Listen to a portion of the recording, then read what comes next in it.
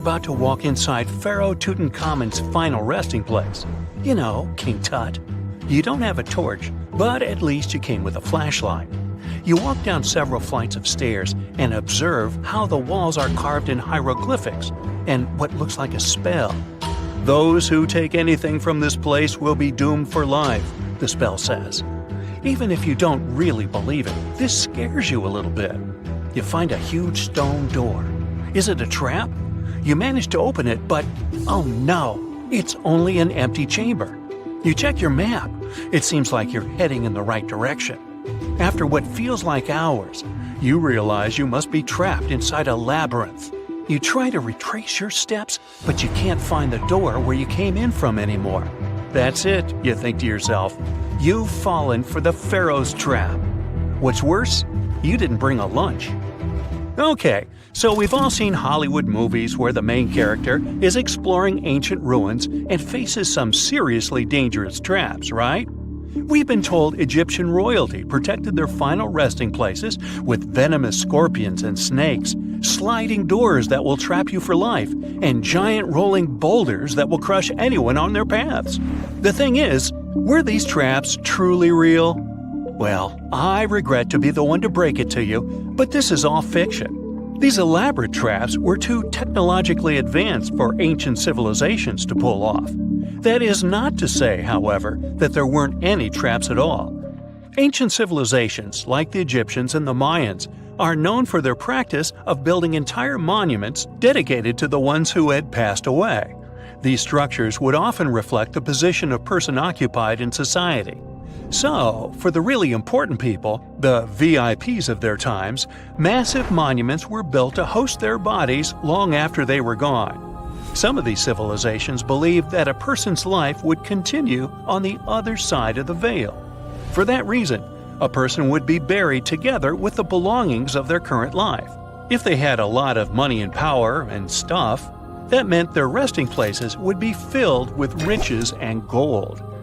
Now imagine if you lived in ancient Egypt, and you knew exactly where all the pharaohs' tombs were located and had heard rumors of the amount of wealth kept in these places. Maybe you would be tempted to go check it out, right? We're talking about large rooms filled from floor to ceiling with golden artifacts, jewels, and even money. I mean, it does sound tempting. And since there weren't any security guards protecting the entrance of these places, Egyptians needed to get creative as to how they would protect these riches. These old civilizations found some traps to be useful. A recurring one was building empty rooms inside the monument to confuse a burglar. Now let's take a look at Amenhotep III's final resting place as an example. It was built in the city of Luxor, in a spot also known as the Western Valley of the Kings. Two French engineers originally discovered the monument between 1905 and 1914 CE. The structure is huge and has more than 10 chambers, connected by long corridors and steep stairways. The King's Chamber is the most hidden one, and for an outsider to try and find it, they will probably enter a lot of empty rooms beforehand. Other pharaohs tried to protect their riches by commissioning monuments with false doors concealing pits that were up to 20 feet deep.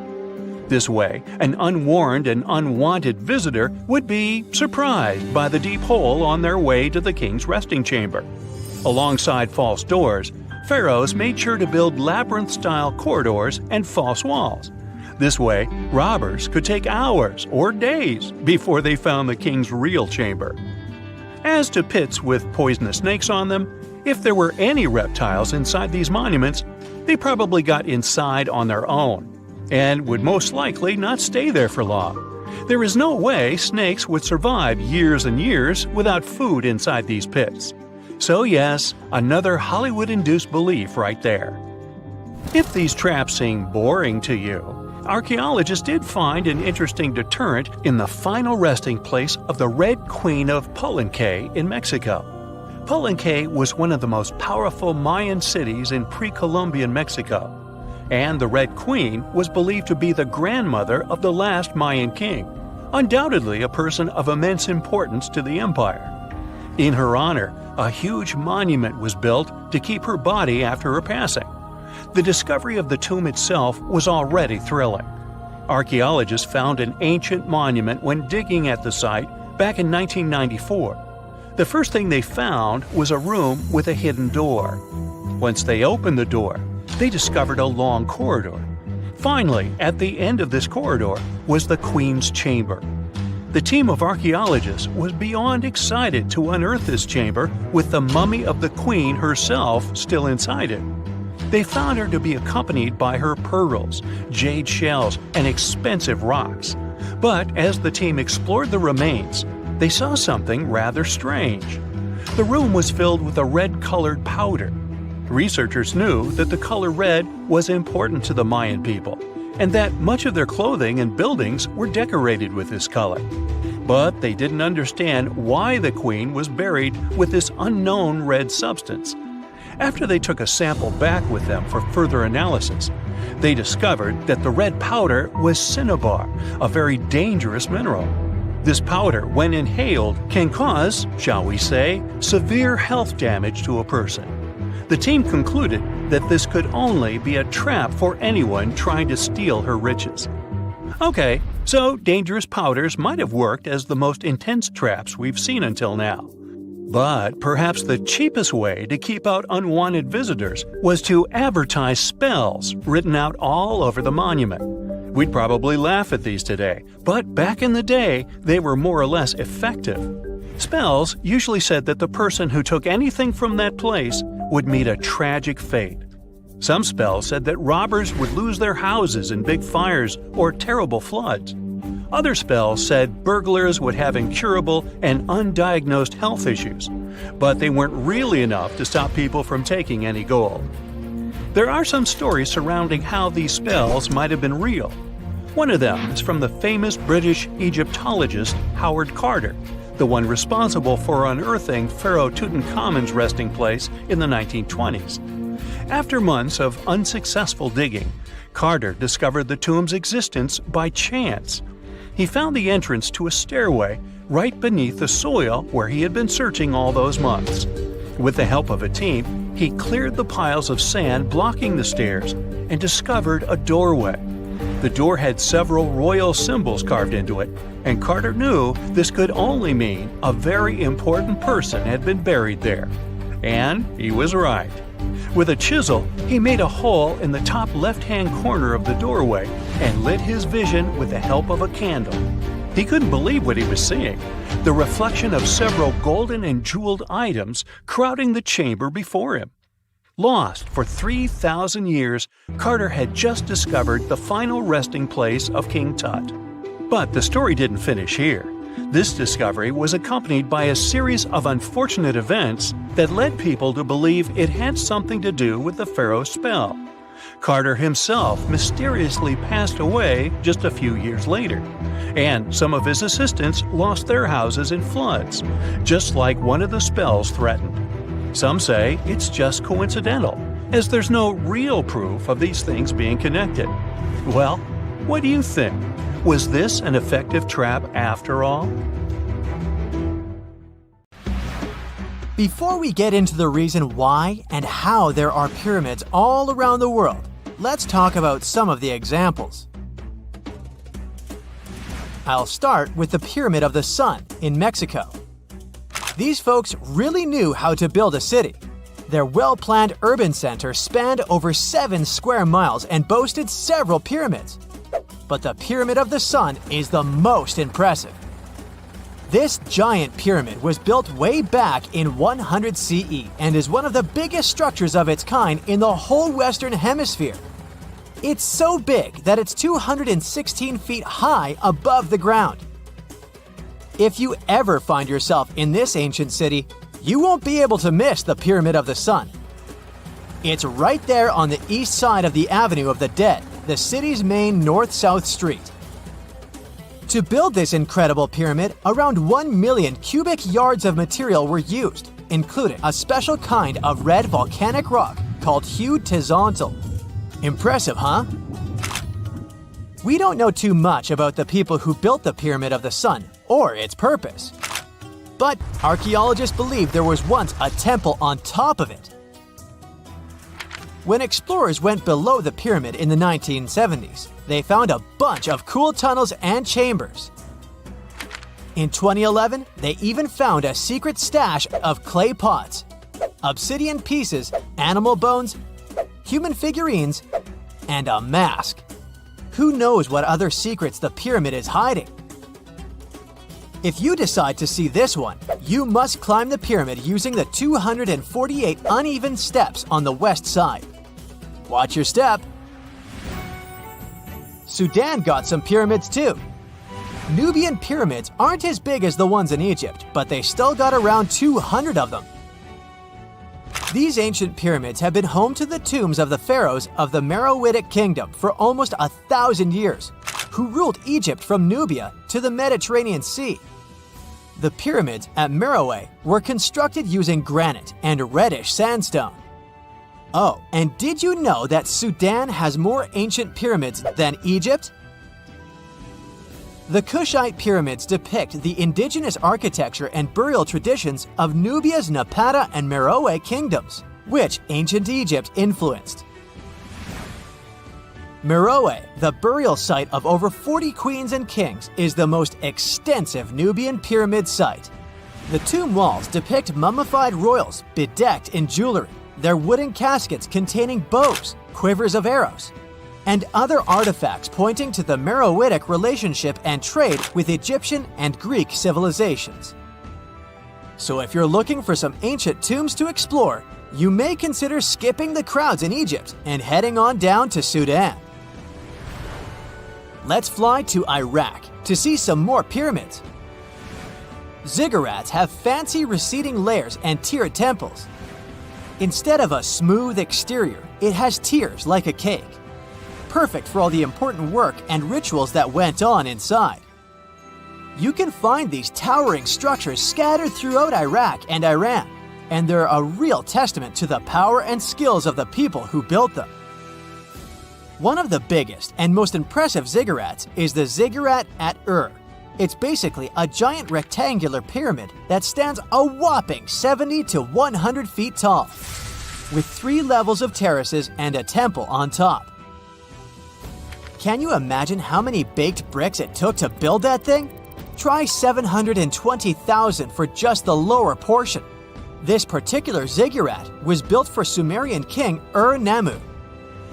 Similar to other ones, this pyramid has been around for thousands of years, so it got a little rough around the edges. Thankfully, the Babylonian king Nebuchadnezzar II and some archaeologists came to the rescue in the 6th and 20th centuries respectively, and now you can find this near Talil Air Base. The ziggurat at Ur was built in 2100 BCE by King Ur-Nammu for the moon deity Nana. It was the tallest building in the city, and you could see it from miles around. It was like the medieval cathedral spire of its day. People would come here to bring their agricultural surplus and get their food allotments and seek spiritual nourishment. Sadly, the Nana temple at the top of the ziggurat didn't survive, but we do have some blue glazed bricks that may have been part of its decoration. The lower parts of the ziggurat are pretty amazing though. The architects even included holes in the temple's baked exterior to let the water evaporate from its core. Since we explored some of the pyramids on our planet, let's take a broader perspective. They can be found in many parts of the world. Egypt has over 100 pyramids, double that number in Sudan, and dozens of others are scattered in the Middle East and China. The Americas have the most pyramids in total, with more pyramids than the rest of the world combined. These pyramids are located in Mexico, Guatemala, Honduras, and El Salvador. Time to know more about the evolution of pyramids through history. The oldest pyramid is in Egypt. This pyramid was a step pyramid, which was created by placing one layer of stone on top of another. The pharaoh Sneferu is credited with creating the pyramid shape we recognize today. During his 45-year reign, he built 3 pyramids. His first 2 attempts failed, but he finally got it right with the Red Pyramid, which is considered the first true pyramid. It was Sneferu's son, Khufu, who built the Great Pyramid of Giza, which was the tallest human-made structure on Earth for almost 4,000 years. Latin American pyramids are similar to early Egyptian step pyramids, but they were built independently, with no knowledge of each other. The pyramids in Sudan were built around 700 BCE and are tall but much narrower than those in Egypt. How in the world did all these civilizations build these things without even texting each other? After all, the Aztecs, Mayans, and ancient Egyptians were about as different as possible. But despite their cultural differences, they all seem to agree on one thing: pyramids were pretty cool. Step pyramids are all around the world because they were the most feasible and stable way to build large and tall structures without access to lighter building materials like wood and metal. The triangular form with a square base is the best way to build a sturdy structure, and having a cube structure would require more material for less height. Now, when it comes to pyramid design, the Egyptian pyramids were like giant triangles with a square base, smooth sides, and a pointy top. On the other hand, the Aztecs and Mayans went for a tiered cake look, with steps leading up to a flat platform on top. So, while all these pyramids share the same basic shape, they have their own unique flair. Each group built its pyramids using different materials, techniques, and slope angles. So while they may have been inspired by each other's work occasionally, they were just doing their own thing. Egyptian pyramids had smooth, angled sides that were designed to help the pharaoh's soul ascend to heaven. The Pyramid of the Sun was built over a series of caves that served as a passageway for the deities. The Maya built the temple of Kukulkan in Chichen Itza to honor the deity Kukulkan, usually represented by a serpent. Nicknamed El Castillo, it has 91 steps on each side, plus a platform. That's 365 steps, one for each day of the Mayan calendar. Tell me, Brightsiders, how were pyramids built? To begin with, humans made them, not a foreign race from space that landed on Earth. You see, one thing that all pyramids have in common is that they were built without advanced tools or even the wheel. It took a lot of people to build them, including skilled laborers and architects. For example, it's estimated that 20,000 people built the Great Pyramid of Giza, and it's believed that most of them were skilled laborers. Building pyramids was a massive undertaking that required years of planning and effort. The Great Pyramid at Cholula, Mexico, took 600 years to complete. Hey, if you think Stonehenge is one of the oldest stone monuments ever, well, let me introduce you to Göbekli Tepe. Buckle up, we gotta travel to Turkey to meet this really old guy. Yeah, he's too old to travel. Jokes aside, Göbekli Tepe, an archaeological site located in southeastern Turkey that dates back to the Neolithic period, around 10,000 BCE. It's considered to be one of the oldest and most significant archaeological discoveries in recent times. The site consists of a series of circular and rectangular structures made of stone pillars. Yeah, it does look like its younger brother Stonehenge. Some of those pillars are decorated with intricate carvings of animals and other symbols. Now, you maybe wonder, hey, why on earth did they make such a fascinating building? What was its purpose? Sorry, I got no answer for that. The purpose of the site is still unknown, but it is believed to have been a ceremonial center for the ancient people who lived in the area. The discovery of Göbekli Tepe has challenged long-held beliefs about the development of human civilization, as it suggests that complex societies may have emerged much earlier than previously thought. Okay, pack your stuff, our travel's just started. Next destination, Masada. It's an ancient fortress located in Israel on a plateau overlooking the Dead Sea. Hey, look at that view, spectacular, huh? It was built by King Herod the Great in the 1st century BCE, and it was very smartly built. Within the fortress, there were various facilities such as storehouses, barracks, a palace, and a set of cisterns capable of holding approximately 40,000 cubic meters of rainwater. People living there believed that the collected runoff from a single day's rainfall could provide sustenance for over 1,000 individuals for a period of 2 to 3 years. Access to the fortress was limited to 3 steep and winding paths leading up to fortified gates. Still, at one point, the fortress was occupied by people who had fled Jerusalem after the city was captured by the Romans. They held out against the invaders for several months, but eventually they were defeated. But these guys didn't surrender. The story of Masada has become a symbol of resistance and bravery. Today, Masada is a popular tourist attraction and a UNESCO World Heritage Site. The next flight is going to be short. We're popping over to Egypt to see the Karnak Temple Complex. It's a vast ancient Egyptian temple complex located in the city of Luxor, Egypt. It was built over a period of 2,000 years and covers an area of more than 200 acres. The complex is dedicated to the worship of the deity Amun-Ra. Wait a minute, that should be Amun-Ra, and it was one of the most important religious centers in ancient Egypt. The Karnak Temple consists of several temples, chapels, and other buildings, including the Great Temple of Amun, the Temple of Khonsu, and the Temple of Ptah. Ptah! The Great Temple of Amun is the largest and most impressive temple in the complex, with massive columns, statues, and other decorations. One of the most famous features of the Karnak Temple complex is the Avenue of Sphinxes, which is a long avenue lined with Sphinx statues that leads from the entrance of the complex to the Great Temple of Amun. Another notable feature is the Hypostyle Hall, which is a massive hall with 134 columns that are over 70 feet high. The Karnak Temple Complex is a popular tourist attraction and a UNESCO World Heritage Site. It's considered one of the most important archaeological sites in Egypt and provides a fascinating glimpse into the religion and culture of ancient Egypt. Hey, we can't hop on the next flight and leave Egypt until we see the Pyramid of Djoser.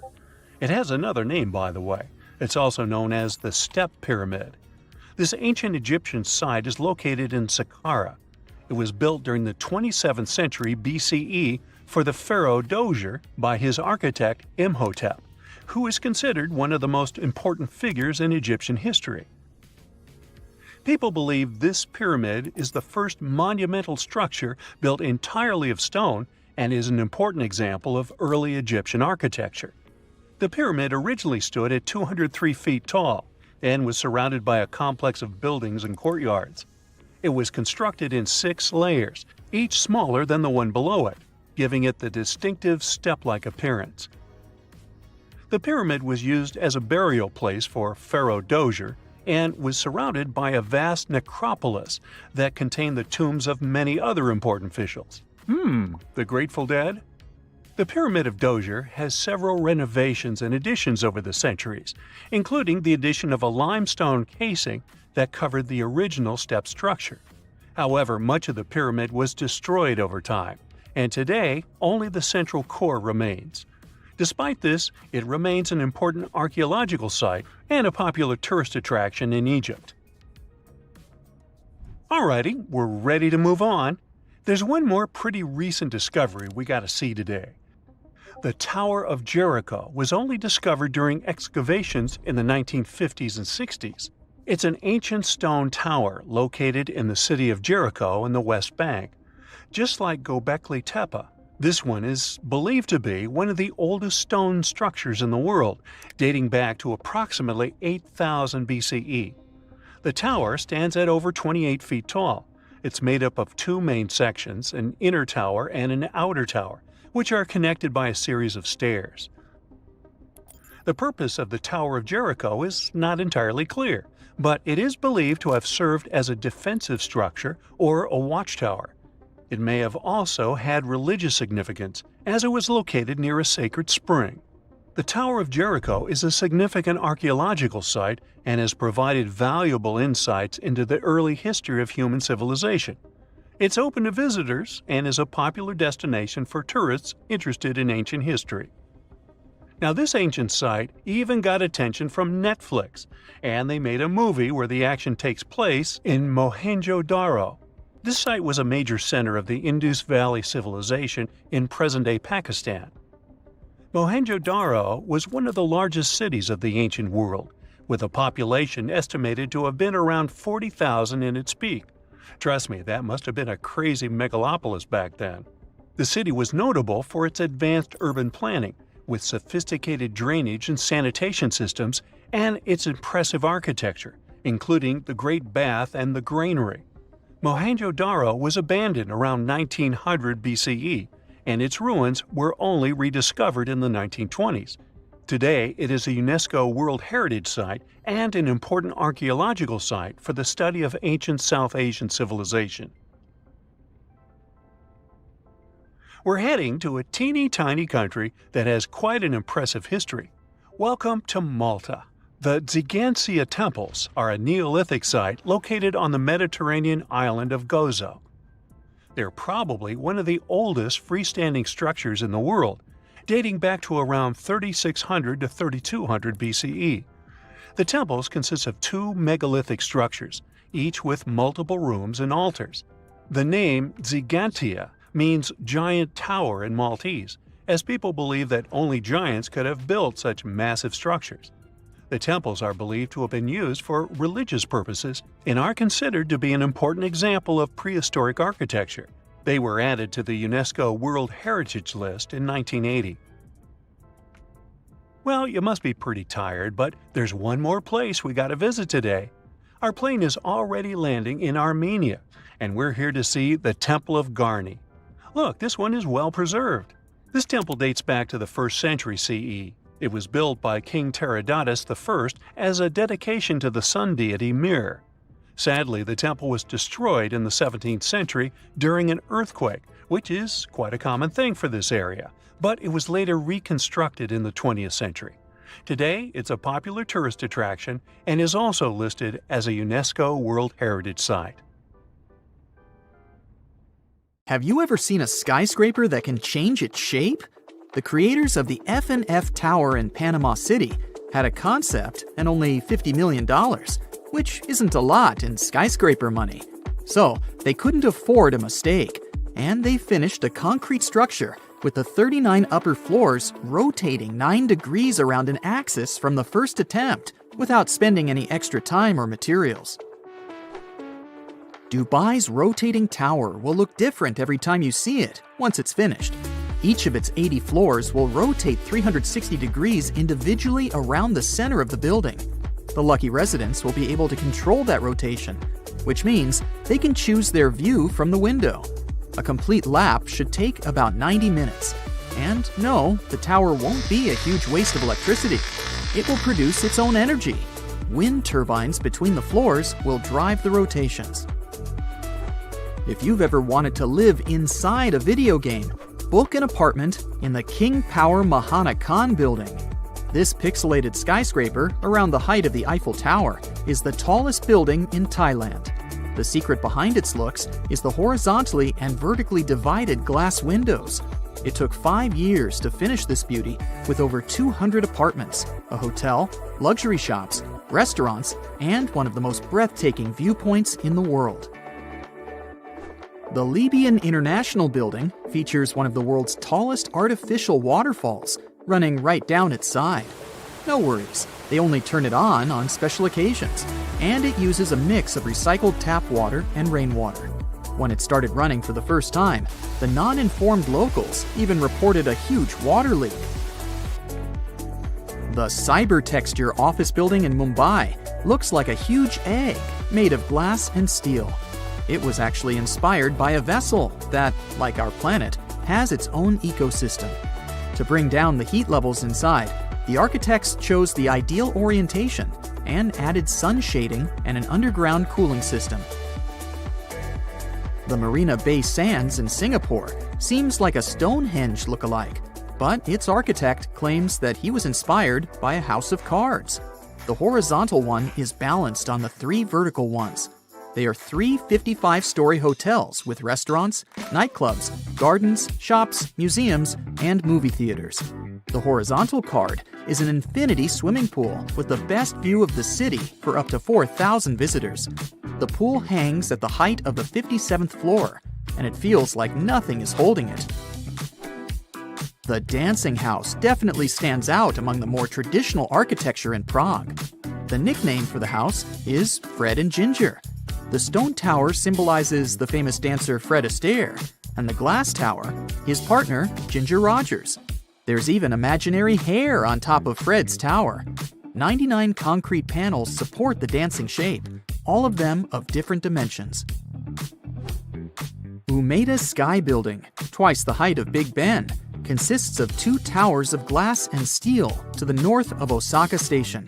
The floating garden observatory connects the towers on top. Although the building is in a huge city, the skywalk is so high in the clouds that the only thing you'll hear up there is the wind. If you're scared of heights, you can visit an urban garden, a theater, an art museum, or one of the many offices closer to the ground inside the building. Architect Octavio Mendoza owns probably the largest piece of pottery in the world. If you're ever in Colombia, ask the locals for directions to the Flintstone House. Yes, they call it that for a reason. The official name is Casa Terracotta, and the architect only used clay to build it. He let it bake and harden in the sun, which transformed the pliable material into solid ceramic. Every curve of the building is designed after the surrounding hills. All the furniture inside is also made of clay. Mendoza is determined to work on the casa for the rest of his life. Artists Dennis Sullivan and Francis Conklin have been saving money for 15 years, carving smaller wooden dogs to create their dream project. The Dog Bark Park Inn in Cottonwood is a 12-foot beagle that stands proud in the Idaho prairie. There is a bedroom and a living area in its body, and an extra bedroom in the head. Have you ever wondered what it's like to be inside a huge carpet? Me neither, but checking out the Azerbaijan National Carpet Museum is definitely worth it anyway. It shows the history of this important local craft in every detail. Austrian architect Franz Jans designed the construction, and it took 6 years to finish it. The Basket Building in Ohio looks exactly like a real shopping basket, except it's 160 times larger. It even has 2 attached handles. The building served as the headquarters of Longaberger Basket Company, then was sold to become a luxury hotel. A giant whale? An airship? Can you guess what's inside this building in Graz, Austria? 2 British architects won the Europe-wide competition to design this art museum. The biomorphic construction has around 1,000 acrylic glass elements on its skin. During the night, it can send light signals and messages to people on the other side of the river. It takes in daylight from the north through nozzles on its top. The needle is a viewing platform. The Half House in Toronto, Canada, was built in the late 19th century and was one of 6 identical houses standing next to each other. When developers came to this area, the owners of all the other houses agreed to move, and this one wouldn't go. A demolition crew showed some impressive skills as they managed to tear down the neighboring house without doing any damage at all to what is now the Half House. The white exterior wall used to be load-bearing, dividing the neighbors' bedrooms and living rooms. One wrong move of the excavator, and the entire construction would become ruins. The Shell House in Isla Mujeres, Mexico, stands by the ocean, was inspired by the ocean, and looks like one of the ocean's symbols. The house is shell-shaped and covered with shells from nearby beaches. Architect Eduardo Ocampo designed this beauty as he wanted to have a one-of-a-kind house for his brother to come and visit more often. Now it's up for rent for vacationers. The Bubble Palace, not far away from Cannes in France, was designed by a Hungarian architect and purchased by Pierre Cardin. In case you have a couple of spare million, you can buy this interesting property.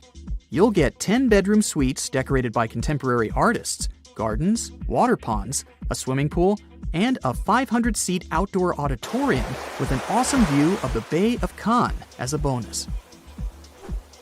Can you find one house standing straight here? I know, I also failed. all the cubes in the Cube House in Rotterdam are tilted 45 degrees at their side. The idea here was to make the most of the space. Dutch architect Piet Blom designed the houses in the late 70s to look like an abstract forest. Each triangular roof represents a treetop.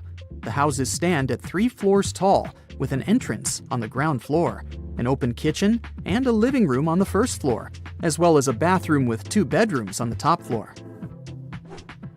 The Boot in Tasman, New Zealand is a hotel that looks like it comes straight out of a children's book. It even has legit shoelaces. There's a spiral staircase, cozy fireplace, kitchenette, and a bedroom with a balcony. If you ever find yourself in Mitchell, South Dakota, be sure not to miss out on their key tourist attraction, the Corn Palace. The locals have always been so proud of prairie gold that they first built a palace out of corn back in 1892 to prove to the rest of the world how fertile their lands are. What you can see now is the rebuilt version. Every year, they put new corn in 13 shades to form new beautiful murals. I bet you've never heard of the legendary oasis of Zerzura. This ancient city is said to be hidden somewhere deep in the Sahara Desert, and its discovery could mean unimaginable riches and untold secrets. According to an anonymous 15th century Arabic guide, the key to unlocking the city lies in the beak of a bird carved on the city gate. Zerzura might not be as popular as Machu Picchu or the pyramids, but that just makes it more mysterious. Legend has it that Zerzura is built around this big oasis somewhere in the desert west of the Nile. Apparently, it's made out of white stone and has all these luxurious houses and gold decorations. The story goes that a scribe wrote down the account of a traveler who stumbled upon Zerzura while looking for his lost camel. At one point in his journey, the man got caught up in a sandstorm, where he got separated from the rest of his group. The traveler kept wandering in the desert for days, and then, out of nowhere, 2 men showed up and guided him to the city of Zerzura. The traveler described this city as an oasis filled with little birds and made out of pure white stonework. The city is also said to be guarded by giants. In 1835, an English Egyptologist named John Gardner Wilkinson mentioned the city in one of his books. He spoke to a man from Egypt who found the city by accident after days of wandering through the desert. He mentioned some ruins, unusual stonework, and a large oasis surrounded by palm trees. The man even gave some instructions on how the city could be found, indicating that it might be in the western desert of Egypt. But here's the kicker.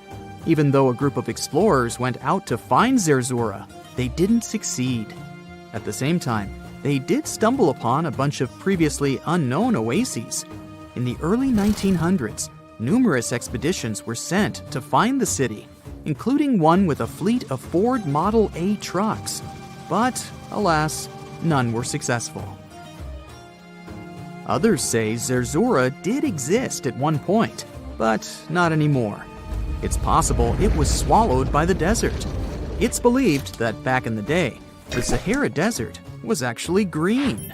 Scientists even found traces of ancient rivers that flowed through the area 100,000 years ago, creating green corridors across the desert. But Zerzura might have never been real to begin with. Maybe it only existed in the minds of people, a figment of their imagination as they were struggling in the African desert. For thousands of years, people have been obsessed with the hunt for another lost city, Atlantis. But if this place really existed, where on Earth, or under the sea, could it be? According to Plato, Atlantis was an actual place, and it was supposedly located somewhere in the Atlantic Ocean, near the Strait of Gibraltar. But how did this mythical city become synonymous with a perfect paradise-like society? Well, you can thank Ignatius Donnelly for that. The American writer published a book in 1882 where he outlined 13 hypotheses about the existence of Atlantis. Donnelly truly believed that this lost city was where ancient humans lived in peace and joy for centuries. Donnelly even thought that Atlantis was the original source of many ancient civilizations around the world. And if we just followed Plato's clues, we could totally find Atlantis. Sounds like a treasure hunt, right? What inspired Donnelly to go on this quest in the first place, you might ask?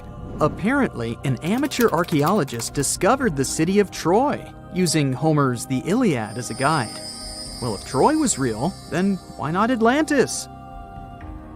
Back in the day, some people believed that America was the legendary Atlantis. Columbus really stirred up some excitement when he brought back news about the New World to Europe. But the real hunt for Atlantis didn't really start until the 20th and 21st centuries. Some people tried to connect the dots between a volcanic eruption on the island of Santorini and the destruction of Minoan settlements. But in 2018, a team of investigators claimed they had nailed it, announcing they had discovered concrete proof that Atlantis had existed. What was their evidence, you ask? A series of mysterious circles in a national park in Spain. But the circles turned out to be nothing more than experimental ponds for studying zooplankton. Let's face it, there's no real evidence that Plato's lost city of Atlantis actually existed. But it doesn't make searching for it any less exciting, does it?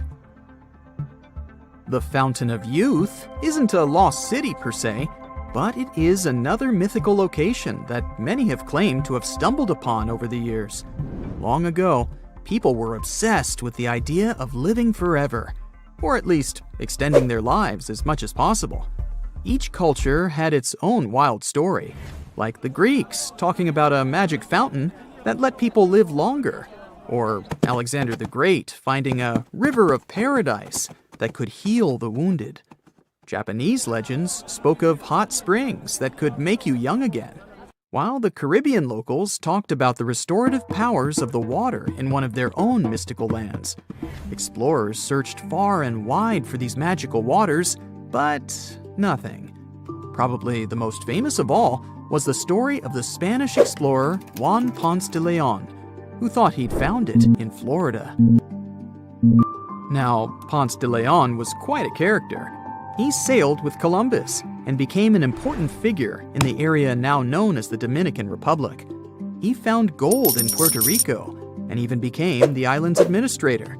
But when the ruler of Spain decided to replace him in his duties, he got upset and decided to explore Florida, looking for gold and the elusive Fountain of Youth.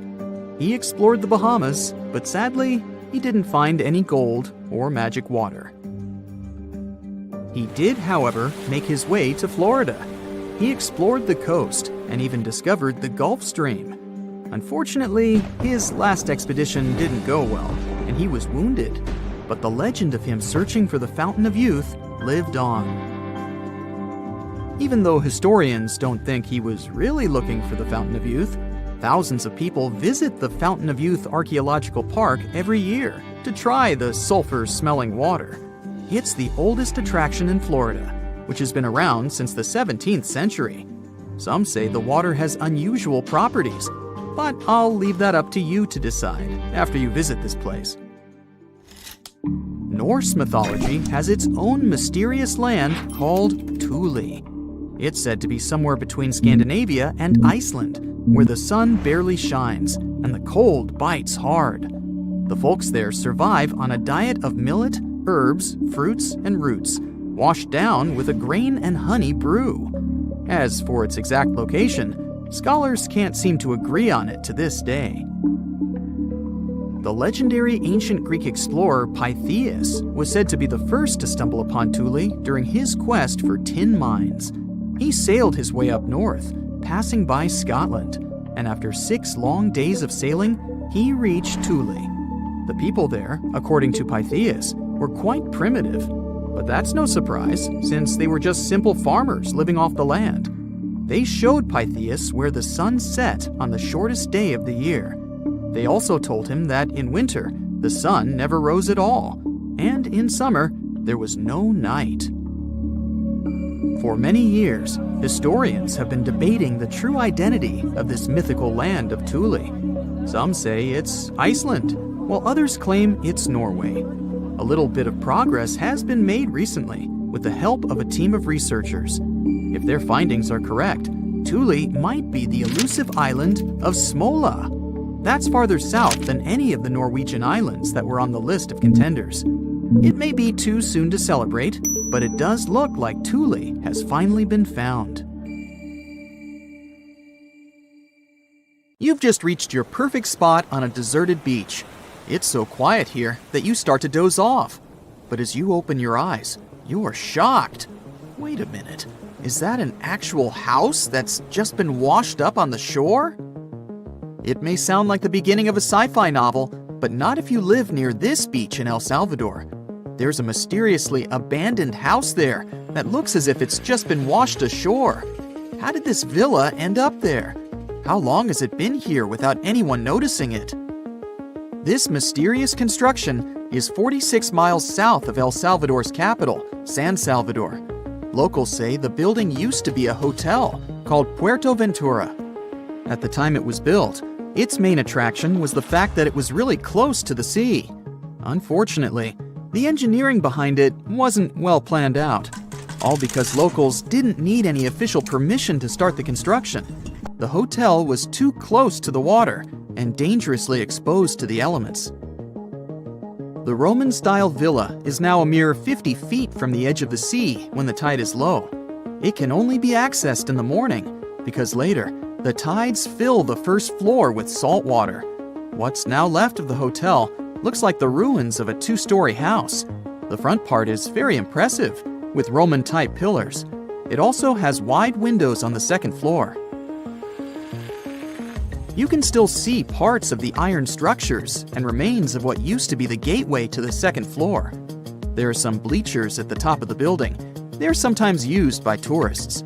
More and more people are now browsing the area, taking photos, even though the building is obviously not safe for climbing. There's little information on how long it's been sitting in its current location, but some locals say it's been there for at least 20 years. It had remained a local secret for years before it was discovered by a TikTok user in 2021. But that doesn't answer the question, how did the hotel end up in another location altogether? This is where things become a little fuzzy. While some locals say that the building was abandoned decades ago, others claim it was deserted after Hurricane Mitch hit the area back in 1998. Hurricane Mitch was one of the most dangerous weather phenomena to ever hit Central America. During the storm, the winds traveled at 178 miles per hour, and the hurricane itself lasted for about 15 hours. It was also the cause of a huge amount of rainfall, which resulted in floods and many dangerous landslides. Being built so close to the shoreline, the former hotel had little chance of surviving the extreme weather conditions, so it must have been literally displaced. After sitting under the sun, you might start dreaming of some snowballs getting washed ashore. To even out the temperature. I'm not kidding. This strange natural phenomenon did happen back in 2016. It resulted in about 11 miles of the coast of the Gulf of Ob in West Siberia getting covered with huge snowballs. Because of the low temperatures, small pieces of ice started to form in the water. Afterward, the wind and waves rolled them into giant snowballs. Some of them were the size of a tennis ball, but others were up to 3 feet wide. A 2004 Harley-Davidson night train motorcycle popped up ashore on a British Columbia beach back in 2012. It was neatly packed inside a shipping container. It took some time to do it, but the owner was eventually traced down. His name was Ikuyo Yokoyama, and he lost his motorcycle after a tsunami struck Japan on March 11, 2011. To get to its final destination, the Harley-Davidson traveled more than 4,000 miles. To celebrate its long journey, Yokoyama donated the bike to the Harley-Davidson Museum in Milwaukee. It's been on display there ever since, in case you want to visit. This strange phenomenon made it look as if someone spilled dish soap all over the beach. But it does happen pretty often in Queensland.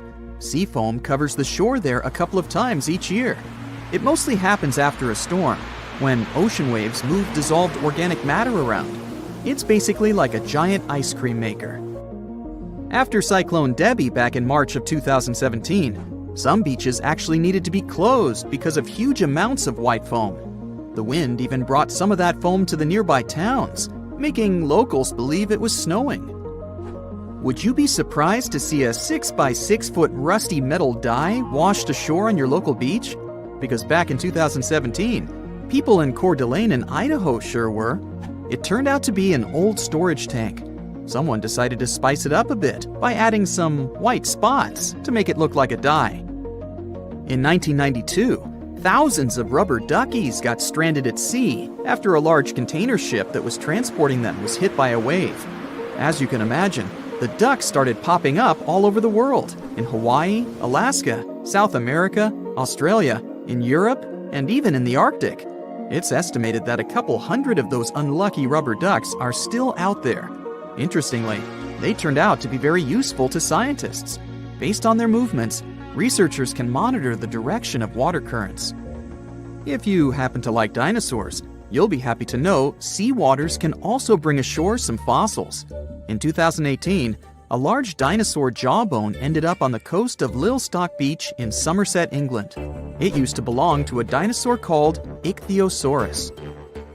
Thanks to this finding, scientists were able to make an impressive discovery. Before, they thought the Ichthyosaurus could reach a maximum length of about 69 feet. But after they studied the jawbone, they ended up recalculating the creature's size. They concluded that the Ichthyosaurus could grow up to 85 feet. The megalodon was the largest predator in our planet's history. It lived almost all over the globe, except near the poles. How do we know that? Because megalodon teeth keep appearing on beaches every now and then. One staggering megalodon tooth, which was way over 20 inches long, was discovered in a river in Croatia. Since these creatures have been extinct for about 3 million years, their teeth are highly prized by fossil hunters. A giant Lego man that washed ashore is something I never thought I'd hear about. And it turns out it didn't happen just once. There were 4 of these giant Lego men in total, each around 8 feet tall.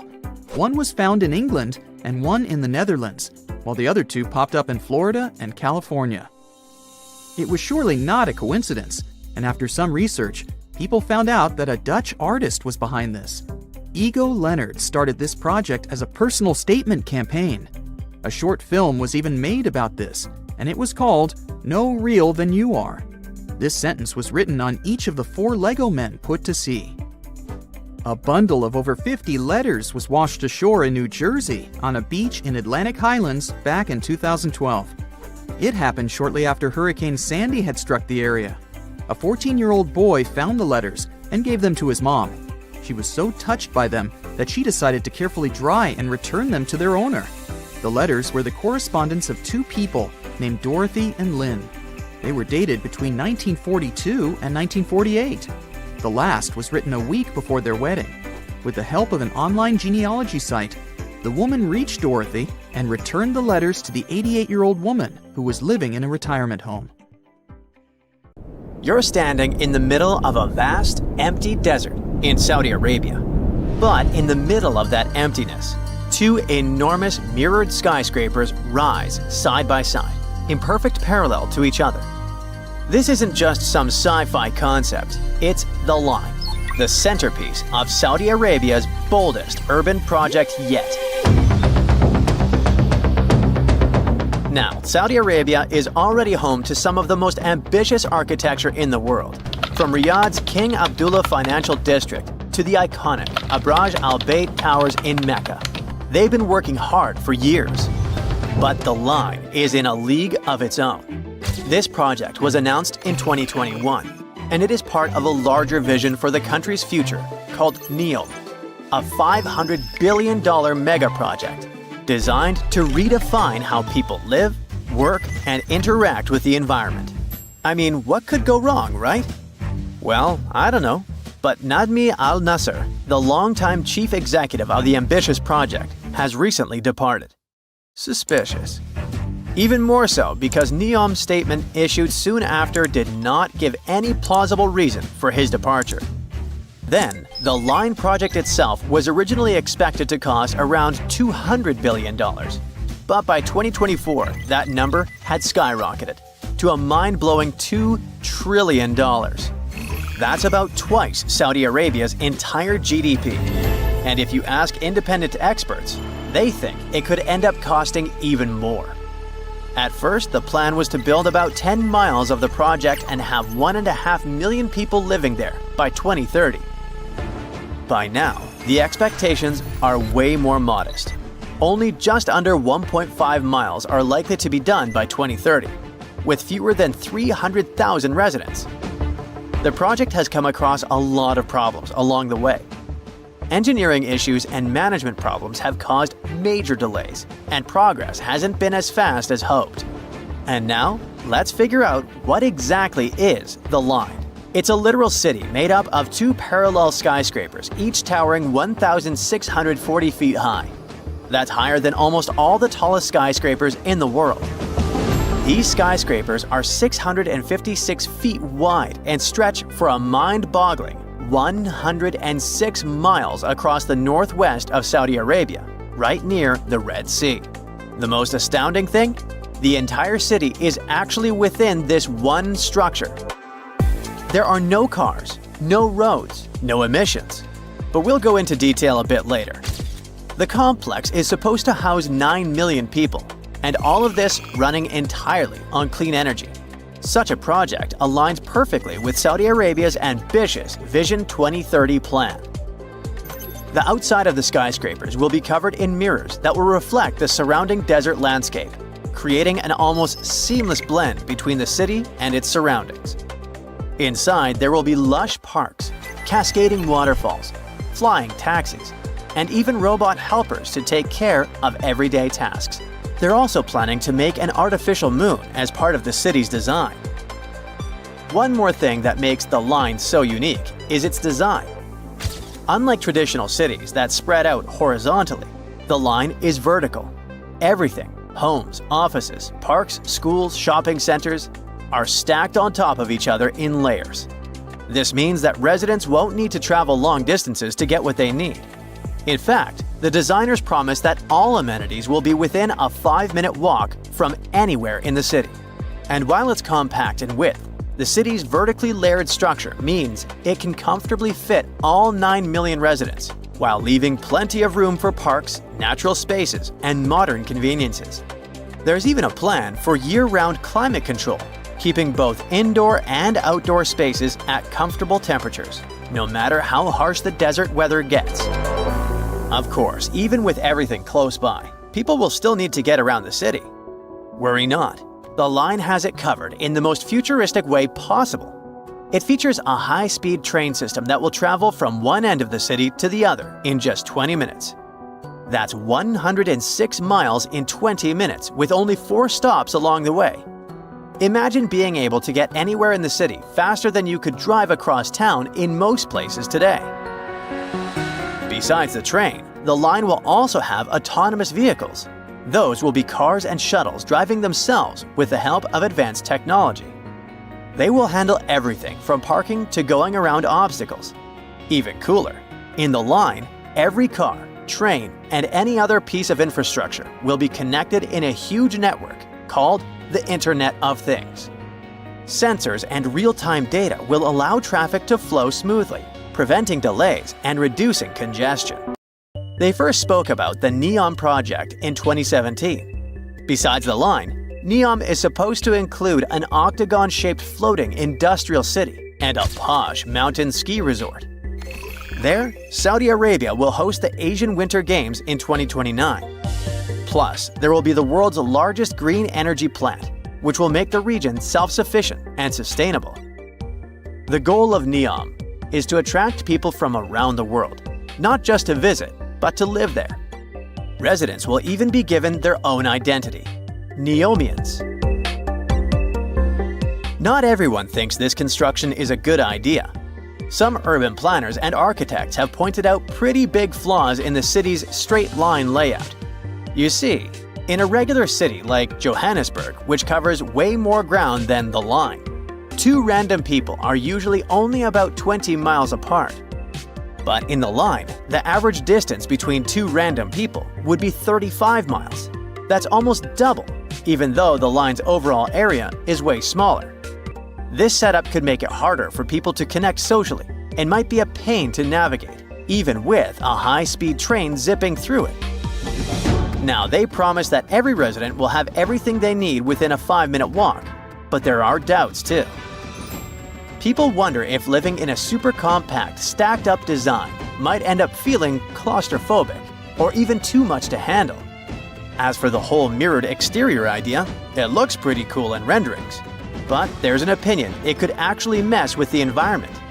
Reflecting all that sunlight in a desert might disturb local wildlife or create unexpected heat issues. The line's high-tech features sound amazing, but they come with their own set of headaches. The city is supposed to run on the Internet of Things tech and autonomous vehicles. Sounds awesome, right? But how are they going to pull that off for a 106-mile-long city?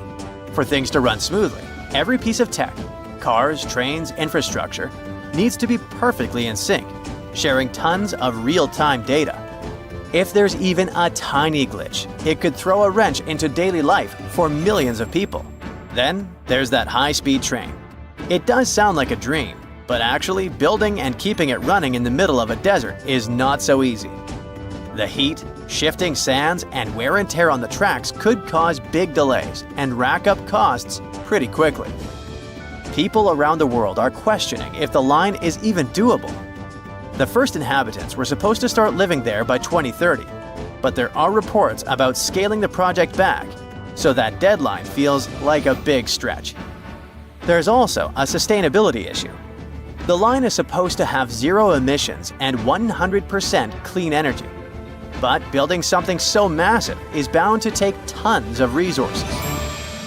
With all these challenges, Saudi Arabia is looking into new ways to fund the line and figure out which parts of their Vision 2030 projects to prioritize. An insider has recently said that some projects might go ahead as planned, while others could be delayed or scaled down. This lines up with what Ali Shahabi, who's on NEOM's advisory board, has said. He admitted that the Vision 2030 goals were always meant to be super ambitious, like almost too ambitious. But he argued that even if they only pull off part of it in time, it'll still be a big deal.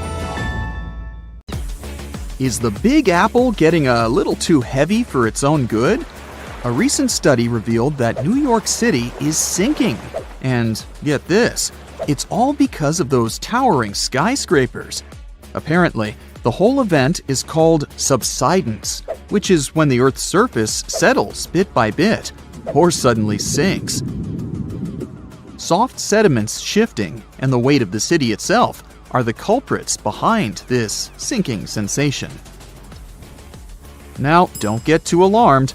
The study found that New York is sinking at a rate of 0.04 to 0.07 inches per year. Sure, that doesn't sound like much, but there are parts of the city that are sinking even faster than that.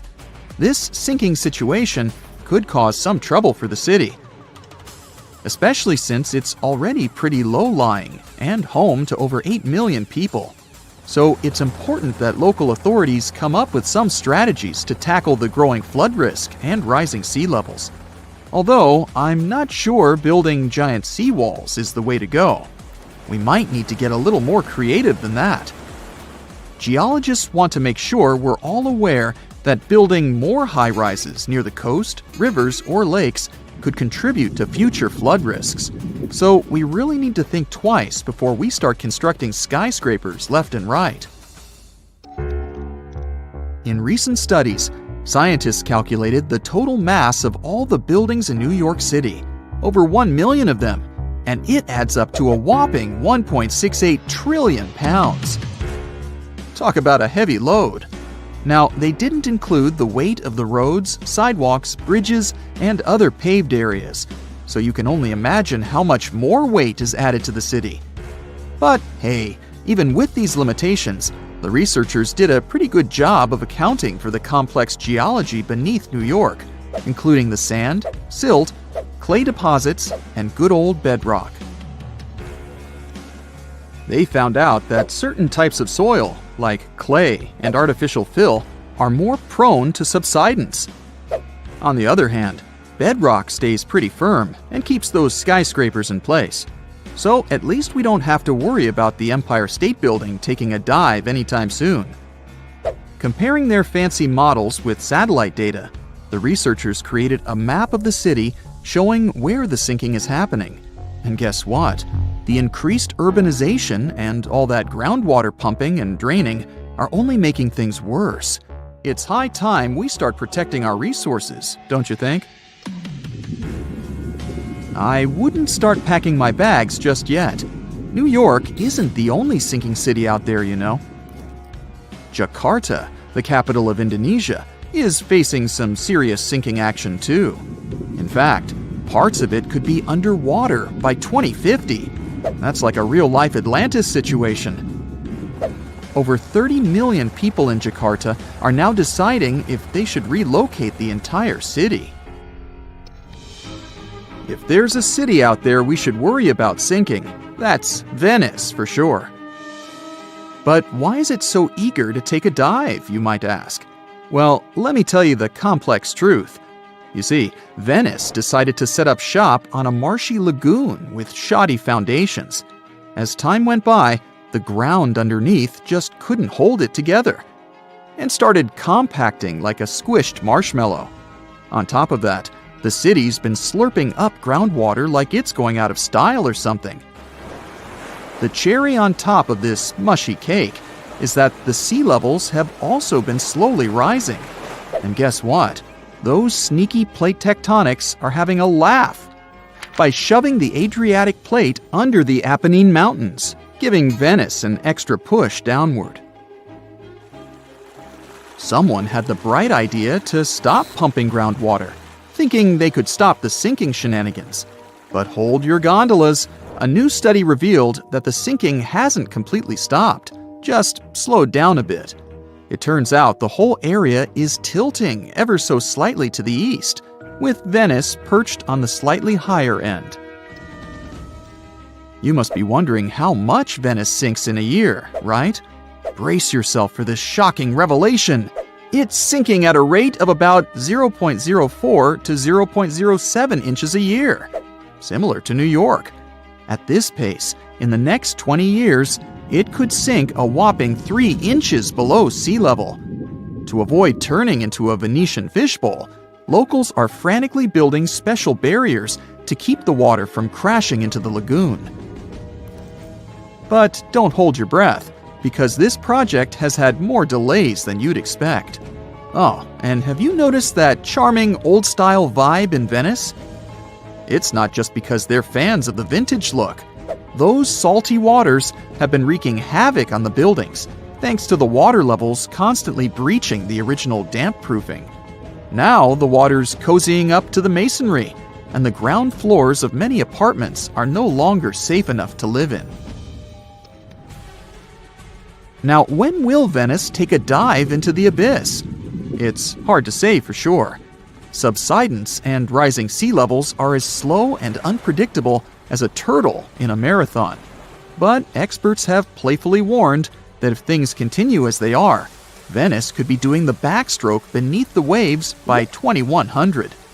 Fear not, though. They're doing their best to protect this floating gem of history and culture from becoming a Hollywood disaster flick. So don't cancel that Venice day trip just yet. New Orleans has a peculiar watery situation going on too.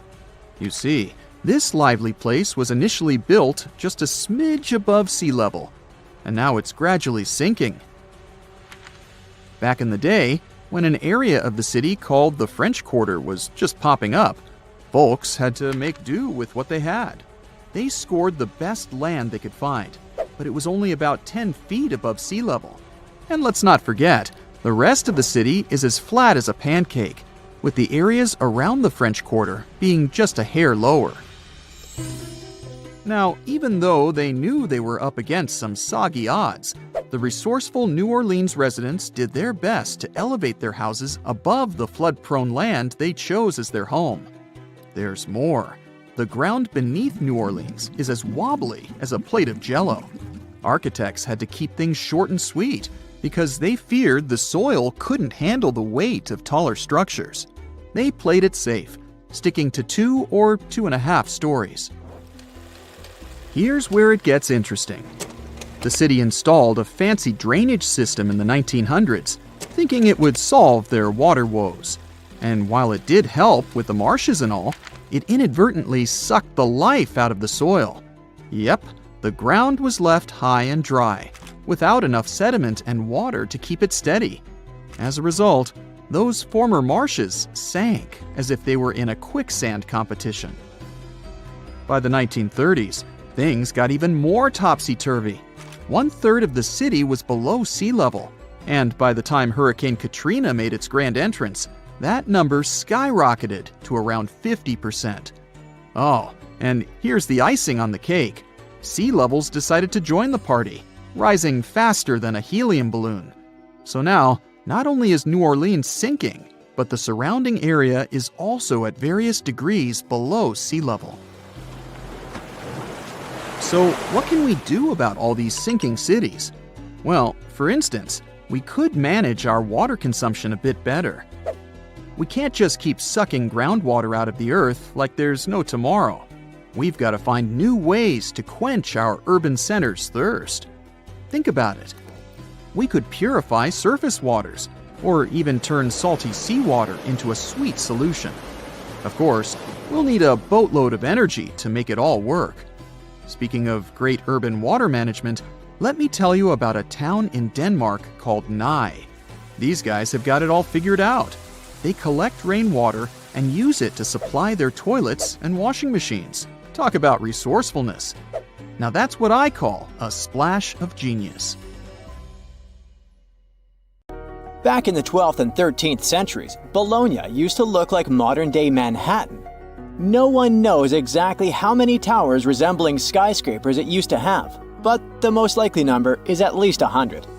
The tallest of them was around the same height as Big Ben. When the towers were built, Bologna was one of the largest cities in Europe. Construction projects were massive and ambitious.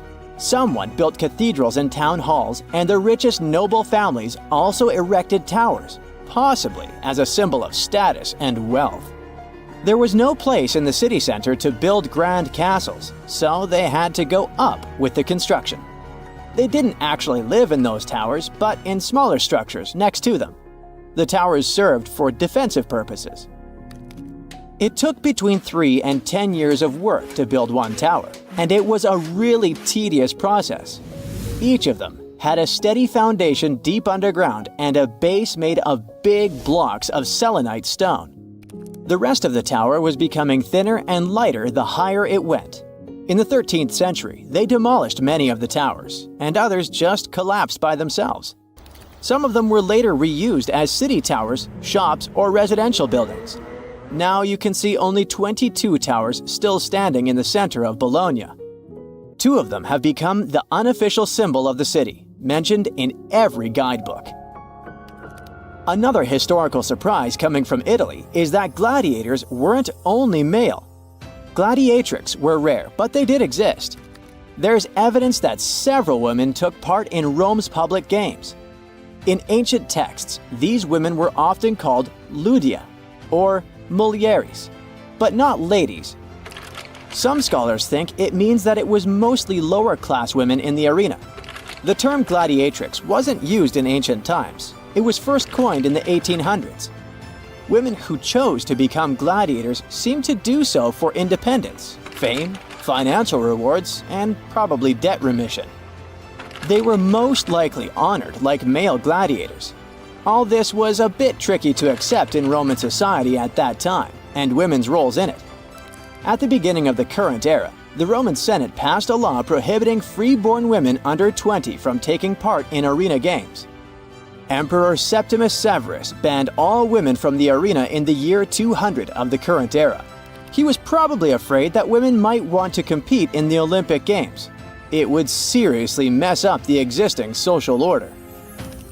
Pineapples were once the equivalent of designer bags and watches today, a symbol of wealth and status in Britain. You can still see them at the top of the western towers of St. Paul's Cathedral, one of the most famous landmarks of London. Explorers who came back from the Americas described pineapples with so much enthusiasm that everyone was dreaming about trying the king of fruits, as it was called. Pineapples need very high temperatures and years to mature. And despite the cold and rainy climate of England and Scotland, you could see pineapples growing in any wealthy country house garden by the end of the 18th century. They even installed special greenhouses called pineries with heating systems. A single pineapple was worth up to 80 pounds, which is about $15,000 today. Of course, people would hardly eat this expensive beauty, but send it as a gift or display on a dining table until it would rot. Folks who couldn't afford to buy a pineapple would sometimes rent one to show off wealth at a party. The king of fruits became a part of various designs and tableware for the rich. Stone pineapples on gateposts and the pineapple atop the Wimbledon trophy are living memories of that time. Around 1820, there were so many pineapples imported from abroad that they started losing their luxury status. 100 million years ago, there were giant crocodiles living in the Sahara Desert. In the 1990s, paleontologists found fossilized skeletons of primitive crocodiles, including the so-called supercroc. They discovered several partial skeletons from 110 million years ago. This prehistoric giant with a head as large as an adult human was about 40 feet long. That's about 2 times as tall as a giraffe. The croc thrived both in water and on land as part of a diverse ecosystem of ancient North Africa. The expeditions to the Sahara found a whole lost world of ancient crocodiles, with some species that resembled modern animals. One of them was the dog croc. With its tall legs and keen sense of smell, it moved through the surroundings, much like a dog. Another fascinating find was the duck croc, a 3-foot-long crocodile with duck-billed platypus-like features. It was adapted for life on land rather than water. And then there was also the rat croc, a small 2-foot-long crocodile. This species had front teeth, perfect for digging up insects. These prehistoric creatures were more agile, active, and probably more intelligent than today's crocs, who are passive hunters. If noise-canceling headphones had been invented in the 19th century, they would have come in really handy. On the 27th of August 1883, the island of Krakatoa in Indonesia experienced a catastrophic eruption. It produced what is believed to be the loudest sound ever recorded. As Krakatoa collapsed, it triggered tsunamis with waves reaching 151 feet that traveled as far as South Africa. Krakatoa was an uninhabited volcanic island that hadn't erupted for 2 centuries before this terrible day. The eruption took the lives of over 30,000 people and caused extreme fluctuations in air pressure, perceived as sound. A barometer at a gasworks 100 miles from Krakatoa recorded 172 decibels. An average human can withstand up to 130 decibels of sound without getting in serious trouble. This intense pressure ruptured the eardrums of sailors on the British ship Norham Castle, which was 40 miles away from Krakatoa. The sound wave from it circled the globe, and people could still hear it even 3,000 miles away where it resembled cannon fire. The late 1800s were a golden era for grand mustaches. But there was one problem. You couldn't enjoy a cup of tea with this kind of facial hairstyle. The heat from the tea would melt mustache wax and make the ends droop. Fine gentlemen had to struggle because of it until the invention of the mustache cup. Harvey Adams, a British potter, likely invented the mustache cup in the 1870s. He patented a butterfly-shaped ledge inside the cup with a hole to sip through. Thanks to it, the mustache didn't get wet. These cups quickly became a hit, first in the UK and then across Europe. In the United States, they were sold at stores like Sears and Marshall Field's, now part of Macy's. Mustache cups came in various shapes and sizes. Some, like farmers' cups, could hold up to a pint of tea. Others were smaller porcelain pieces shaped like conch shells or decorated with the owner's name. They often came with matching saucers. Lord Byron, one of the greatest British poets, kept numerous dogs and cats and a whole bunch of exotic animals. There was a monkey, a crocodile, a fox, peacocks, a bear, and several badgers. When Byron attended Trinity College, Cambridge, college rules prohibited keeping dogs on the grounds. He got really angry and decided to go around the rules. Byron brought a tame bear as his pet. The college authorities argued with him, but since the statutes did not specifically mention bears, they had no legal grounds to remove either the bear or its owner. Byron walked the bear on a chain, talked to it, and even considered applying for the bear to become a student at the college. We still don't know how and where Byron got the bear, but when he left Cambridge, he took the bear with him to his estate in London. Wow, looky here. It's New York City, the Big Apple, the city that never sleeps. Hong Kong on the Hudson, the greatest city in the world. New York, New York, the city so nice they named it twice. Alright, I'll stop. You thought you knew this city so well, but underneath all that glitz and glamour is a facade, literally. New York is populated with some of the most iconic urban buildings in the world and home to some of the most unique and famous towers. Who would have known that New York was a front for fake buildings? And the cool thing is that there are plenty to search for. Okay, I'm adding that to my bucket list. So the question is, why do they put these fake buildings all over New York? The city is one of the most vibrant places in the world and requires many infrastructures to keep the city in motion. That means having many industrial structures and buildings in every major district. New York is charming for the design and the buildings. Imagine having industrial structures right next to your favorite pizza parlor or hot dog stand. The designers thought ahead and decided to disguise those industrial infrastructures as fake buildings. They blend with the city so well that they don't stand out. They look like your good old apartment or housing unit with a front door, real-life windows, and even charming balconies where people would hang out. The only thing is that there's nothing behind the facade and no one is allowed inside. So, where in the world can you find these fake buildings? For starters, one of the most popular fake buildings is in Brooklyn. At 58 Joralemon Street, you can find a very typical neighborhood. But between the buildings stands a brick building with a slightly deeper shade than the rest. It has bright open windows that blend in with the rest of the buildings in the neighborhood, except that they're blacked out. At first glance, you might not think of it as anything, but if you pay close attention, the building looks like a glitch from a video game. It was built in 1847, way before New York was considered glamorous. Originally, it was meant to be a regular building, but in 1908, they converted it into a fake building. Don't think you can just try to break in. Even if you could, it's pointless, because it's part of a ventilation fan for the subway. It also serves as an emergency exit for some of the surrounding buildings. Actually, throughout New York, many fake buildings exist to disguise the subway vents for the smoke to escape. All the way to 415 Bruckner Boulevard, the Bronx, this townhouse was designed by the Switzer Group, which is an interior architect company. It's not as charming as the one at 58 Joralemon Street, but it serves a similar purpose: to hide an electric substation for New York's utility company. The city needs these substations to reduce the high-voltage electricity to a lower voltage so it can be distributed locally. Having a building like this popping out of the middle of your neighborhood isn't exactly the smartest way to attract people to the Bronx. That's why the fake townhouse facade is the perfect camouflage.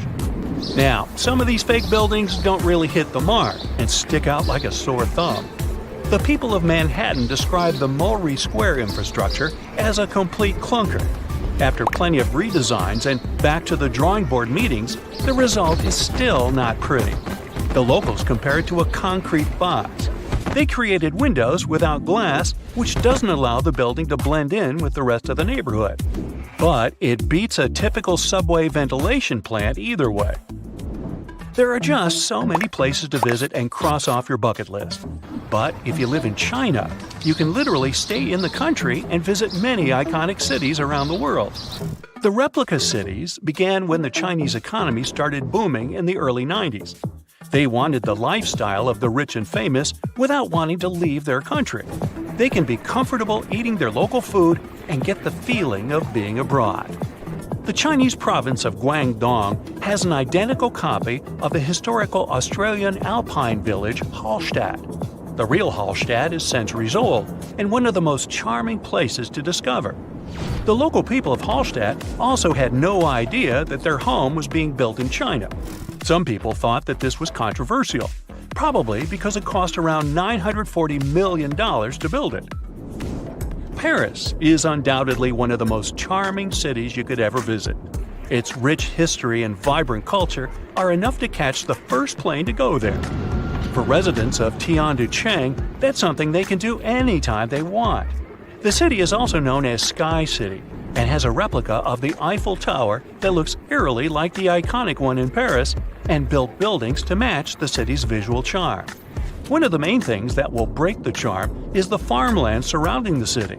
There's barely anyone there, and the streets are always empty, very un-Paris-like.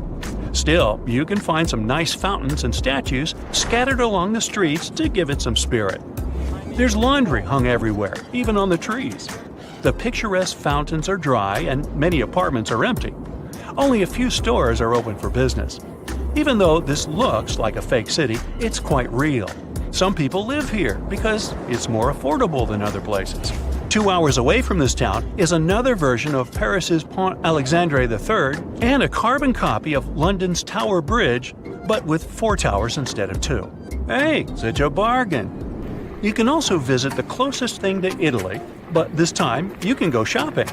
Florentia Village is an outlet mall that offers an array of shops to lose yourself. The good thing is that this was built by an Italian developer to capture the essence of an Italian village. It has fountains, canals, and mosaics for proper aesthetics. It began in 2011 and has more than 200 shops with many Italian brands and British, US, and Chinese brands as well. The place is so popular that it gets between 10,000 and 25,000 visitors per day. China also has other replica towns that put you in a mini Manhattan called the Yujiapu Financial District. The developer's goal was to make this place the financial center of the world.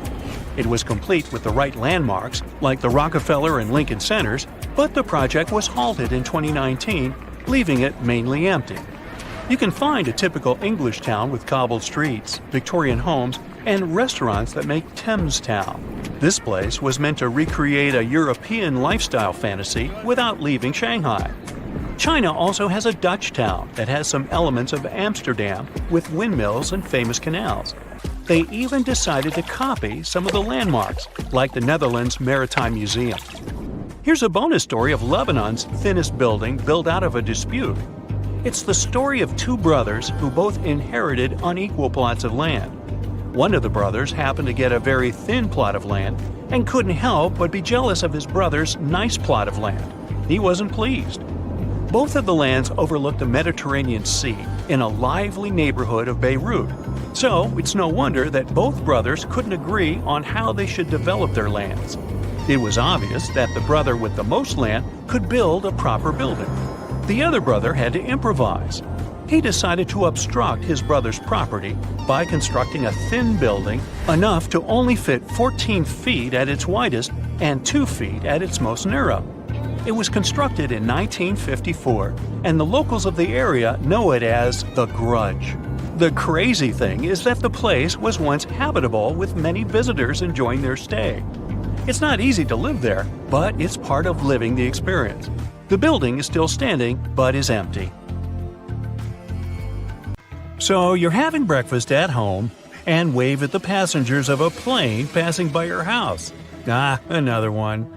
You live on the 739th floor of Exceed 4000. It's an entire city contained in one massive skyscraper. It sounds unrealistic right now, but one day it may become a reality. So let's see what we'd need to make it happen. But first, let's browse through the list of once tallest constructions on the planet.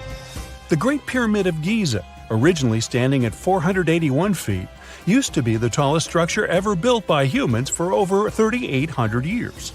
The Lincoln Cathedral took this title away from the Great Pyramid only in 1311, winning by just 1 foot.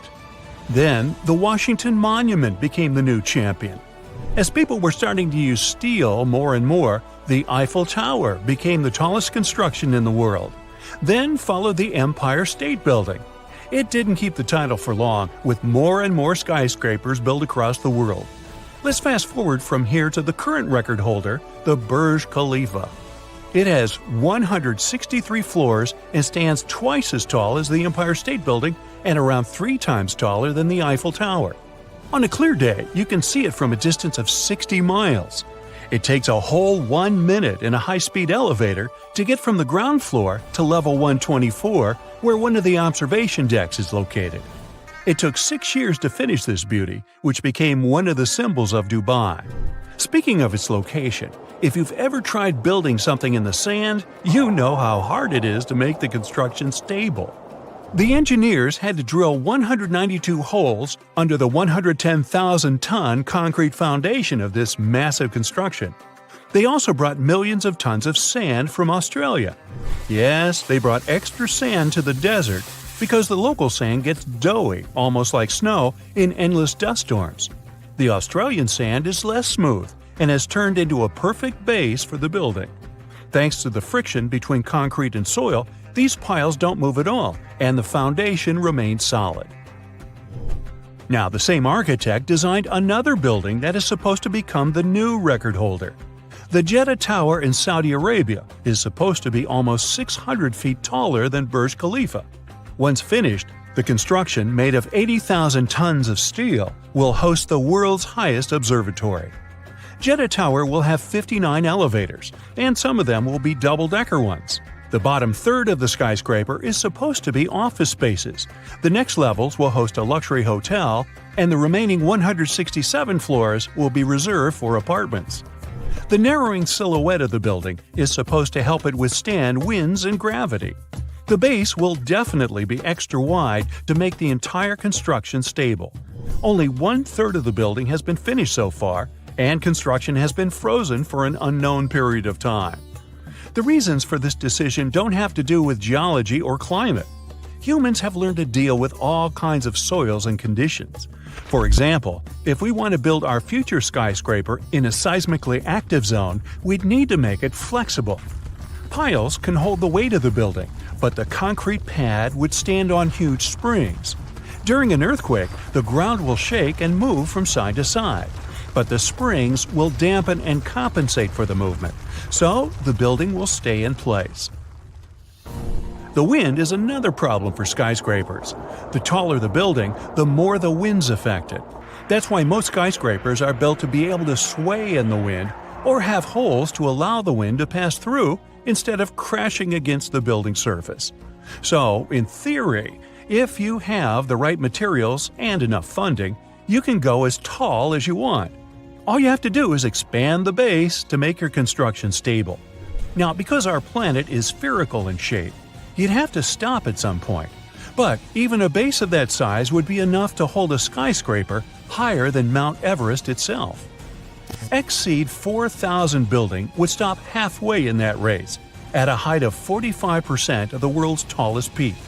Mount Fuji became the inspiration for this design that might actually be built in the Tokyo harbor. It will be a self-contained city in one building, powered mostly by solar energy. This city can become home to up to 1 million people. And these people might not have to leave their huge home, as there will also be offices inside. Engineers will need to work out several issues to make the whole project possible. Since the building will have 800 floors, there will be a huge difference in air pressure between the top and the bottom levels. They'll need to figure out a way to level it out so residents feel comfortable and healthy. Then, just imagine the number of power cables to enable the work of all the gadgets and mechanisms. They plan to replace those with renewable energy generators. The base of the building will have to be about 4 miles in diameter to support its huge weight. It's the same size as the bottom of some mighty mountain. The opening on the top will let some air and natural light flow inside and lighten the load on the foundations. Exceed 4000 currently holds the title of the largest building that has ever been fully designed but is not on the list of buildings to be completed in the near future. Engineers don't rule out that with new materials and design innovations, it may be technically possible, but it would cost a lot of money. Another ambitious project that is so far just a concept is a 12.4-mile skyscraper. That's 24 Burj Khalifas put on top of each other. Wow! Science fiction author Neil Stephenson, who developed the project, suggested using this skyscraper as a liftoff ground for rockets. The author studied physics before taking up science fiction, so the project could be realistic with the right high-grade steel. Stephenson claimed it would be the cheapest way to launch rockets into space. The engineers would also have to take care of the winds that get pretty intense at a height like this. Speaking of space travel, we might not even need rockets to go up there in the not-too-distant future. The space elevator could take humans up to an altitude of 22,000 miles from the Earth's surface. The idea is actually nearly 150 years old. Both NASA and researchers from different countries agree we're now pretty close to its realization. Some construction companies claim they can build it by 2045. The first big step towards that goal is to test how an elevator would act in space. It will be a unique experiment, and a mini elevator used in it will be a prototype of the future grand project. Scientists are trying to find the right material to replace the regular cable. It would need to extend for tens of thousands of miles and would be too heavy for the future construction. It looks like an ultra-strong material known as graphene could do the job. Testing and building the elevator fit for space and a cable strong enough to hold it is one side of the story. Another problem is space debris, those pieces of rockets and spacecraft orbiting the Earth that could damage the construction if they run into it. But since many bright minds are working to solve this problem, we can be optimistic about it and expect the first launch several years from now.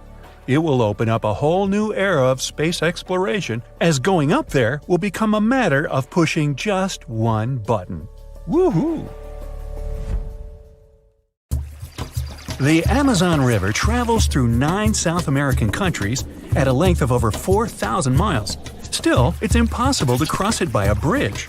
With the river being the main highway, traveling through this dense forest, and so few areas populated around the river, there's just no reason to have one. The river can rise up to 30 feet, and the river crossings that were only 3 miles wide can expand to over 30 miles in just a few short weeks in certain spots, making a bridge nearly impossible to build here. In New Zealand, in the coastal town of Mauriki, there are huge spherical boulders. Some rocks are 6.5 feet tall and weigh about 7 tons, as much as 10 cows. Ooh, there's a 10-cow boulder. Maori legend has it that these rocks are from the remains of the goods from a large shipwreck that happened hundreds of years ago. From a more scientific perspective, it's sand and gravel combined to form these giant boulders. Waves and winds give them a smooth, round appearance over time. The whole process might take millions of years. Indonesia's Kaiwan Ijen volcano is famous for a stunning turquoise-colored lake sitting at the top of the peak, but don't dip in. It's an acid lake. But its scariest part is the sulfuric gases leaking out when lava flows freely, reaching temperatures hotter than 1,000 degrees Fahrenheit. When those gases come in contact with the air, they combust into a spectacular electric blue flame. That's why the volcano has blue lava.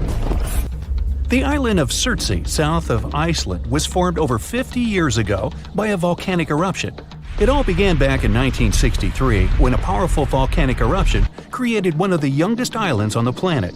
All sorts of bacteria, fungi, and molds began taking over the island, leading to numerous other animals finding their way here, like seals and birds. Birds and ocean waves deposited seeds all over the island. Sadly, the island's getting smaller now because of water and wind erosion. Located off the coast of Brazil, there's an island called… I'm a bit rusty on my Portuguese, so here it is on the screen. It looks perfectly untouched and pristine. Bad news? Dangerous snakes overrun it completely, so take a doctor with you in case you want to go there. Over 4,000 of the golden lancehead vipers inhabit this island. These 3-foot-long snakes are among the most venomous in the entire world. I think I'll skip that. Landing down under, you can see the Opera House, Uluru, lots of kangaroos, and catch the strangest wave of the world, Wave Rock in Western Australia. It's not made of water, but stone. It can be up to 50 feet tall and almost 300 feet long. It's especially incredible after rains in winter when the Western Australian wildflowers fill up the entire landscape.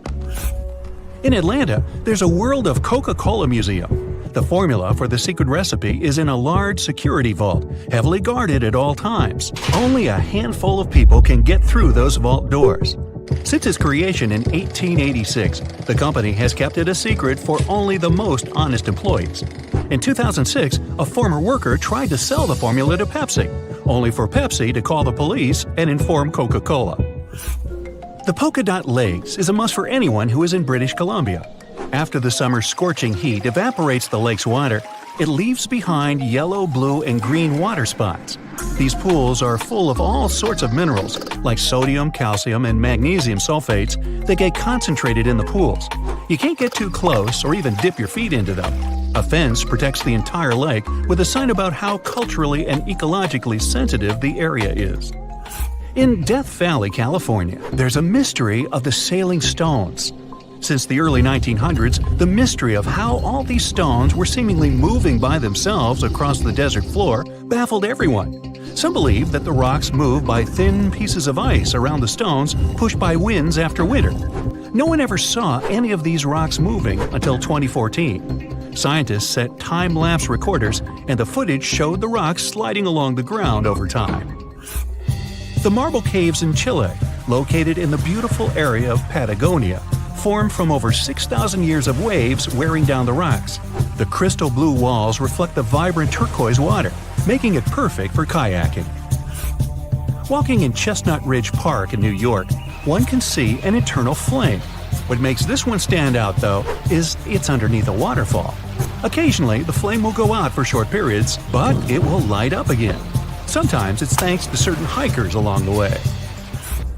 If you ever stop your car on a magnetic hill in New Brunswick, Canada, you'll see the car might start rolling backwards up the hill, all by itself. While it looks like it's moving the wrong way, this is just an illusion. There are several hills like this all around the world. What looks like an incline is the opposite, all because there's no horizon for perspective. The brightest bioluminescent bay in the world, called Puerto Mosquito, is located off the coast of Puerto Rico. The bay is named for the pirate Roberto Cofresi and his small boat El Mosquito, not after those annoying insects.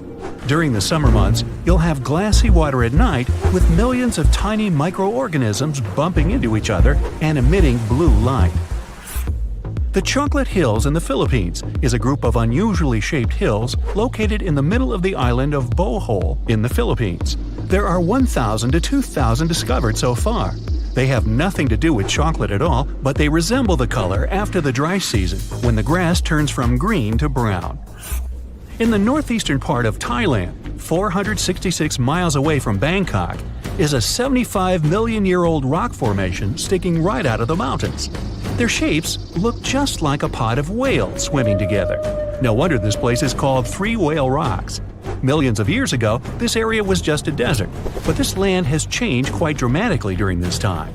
These sandstone mountains were lifted up by plate tectonics, that's the shifting of the crust layers, called lithosphere, and erosion by the Mekong River, resulting in the strangely shaped rock formations we see today.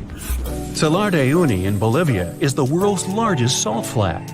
At 4,050 square miles in size, it's twice as large as Grand Canyon National Park. After winter has passed, the salt lake is transformed into a beautiful giant sky-reflecting mirror between September and May. With salt all the way to the horizon, it creates an illusion of endlessness. The thin layer of water left over from ice melting creates a shimmering effect of the sky, making it one of the best places to visit in the world.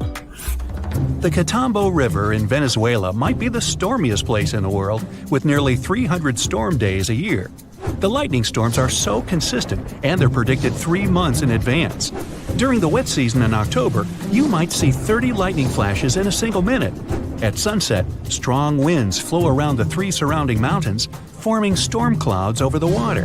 When the water droplets of humid air collide with ice crystals from the cold air, the static charges cause a lightning storm that happens nearly every night. Off the southern tip of Japan lies the Yonaguni Formation. Archaeologists believe that the monument belongs to a fabled Pacific civilization, like Atlantis, that vanished beneath the waves thousands of years ago. If it's truly a lost civilization or just nature having a little fun, this is the site to dive into.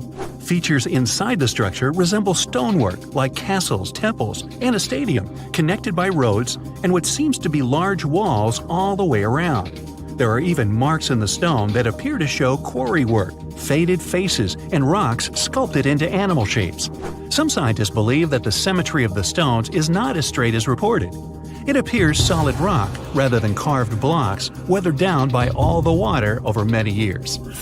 Plitvice Lakes National Park in Croatia is an interconnected chain of waterfalls, the tallest being 230 feet, and underground water channels, creating natural dams and lakes in such a picturesque environment. Found in the deep woodlands surrounded by meadows brimming with wildflowers, brown bears, gray wolves, lynx, deer, and plenty of rare bird species for birdwatchers call these 115 square miles of the national park home.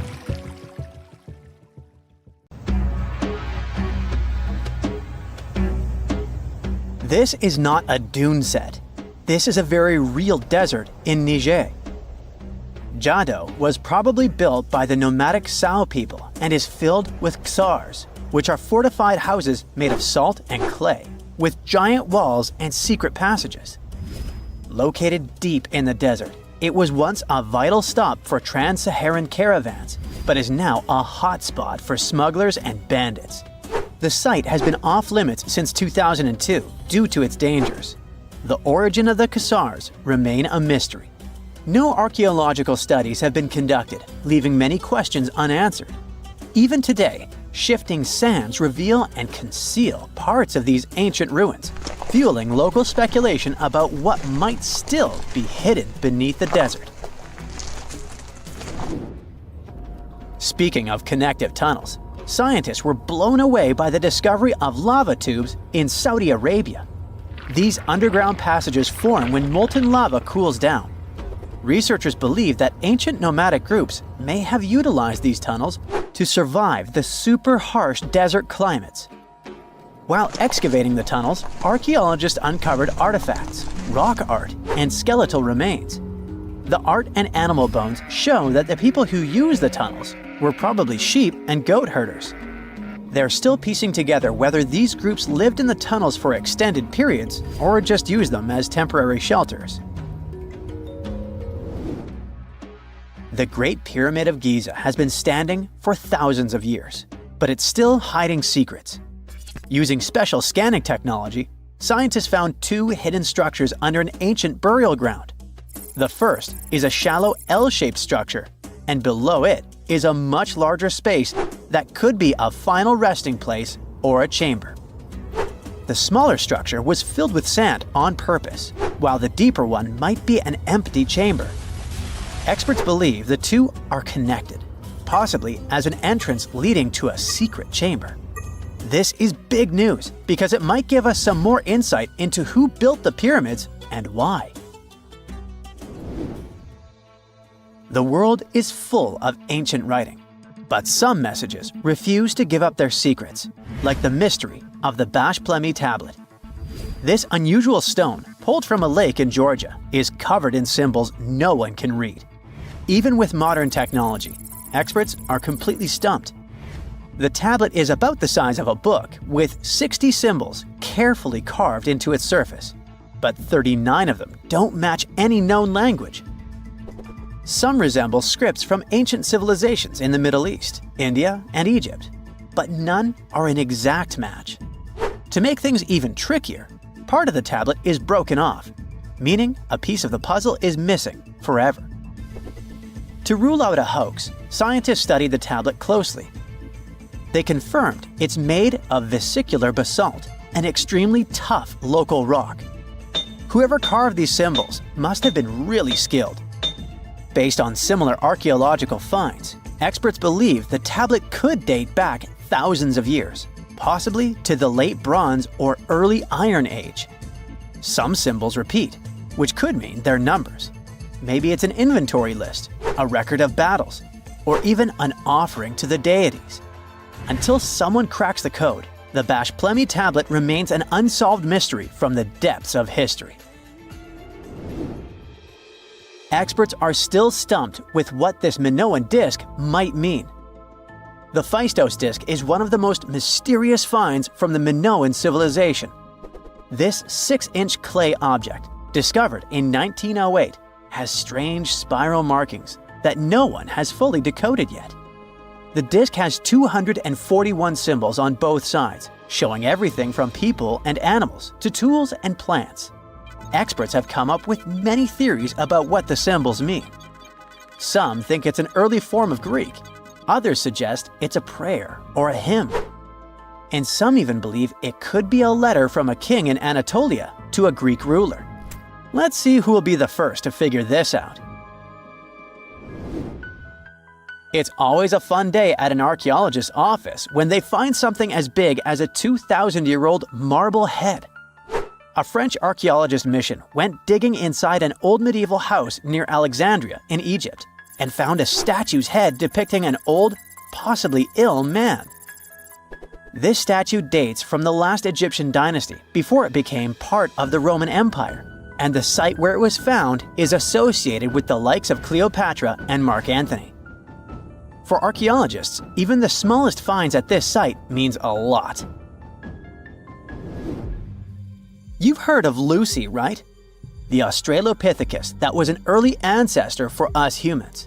Well, scientists found some of her species' footprints somewhere in Tanzania. The so-called Laetoli footprints are over 3 million years old. The trail stretched 88 feet and has about 70 footprints, left behind when a bunch of early humans walked across some wet volcanic ash. What's cool is that these early humans were already walking on 2 feet, like us, not all hunched over like apes. The close spacing of the prints shows they probably had short legs and a shorter stride than we do today. In an ancient Egyptian temple, archaeologists uncovered a shrine unlike any other, a place dedicated to falcons and 2 mysterious deities. One deity had a falcon's head, while the other wore a crown with a sun disk and cow horns. But the most baffling discovery was an inscription that read, "It is improper to boil a head in here."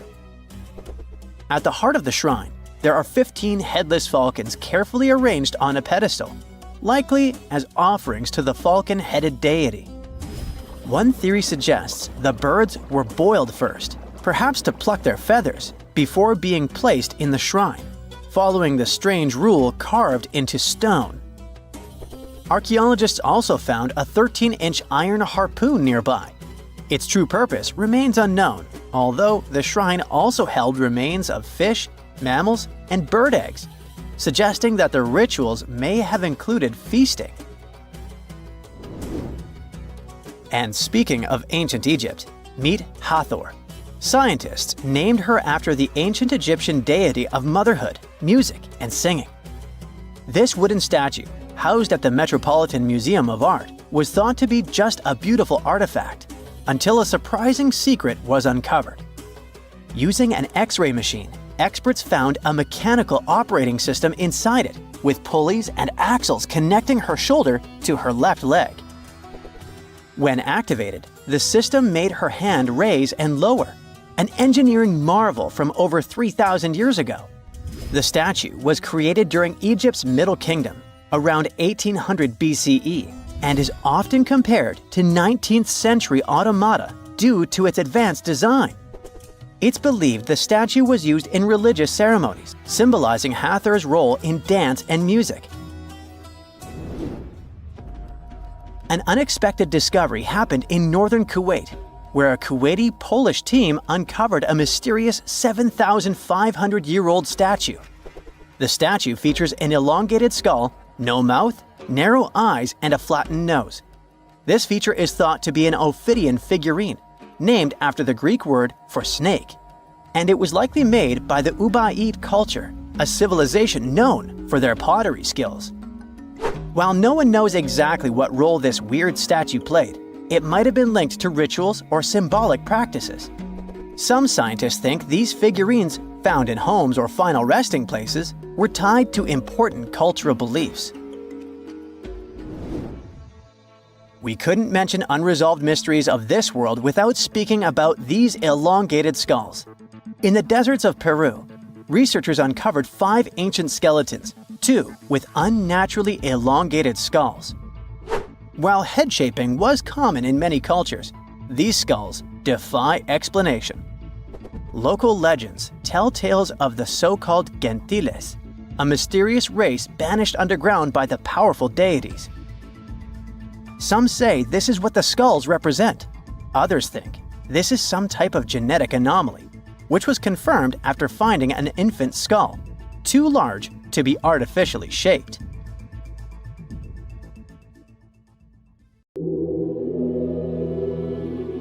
What you're viewing is recognized as the most densely populated location to have ever existed.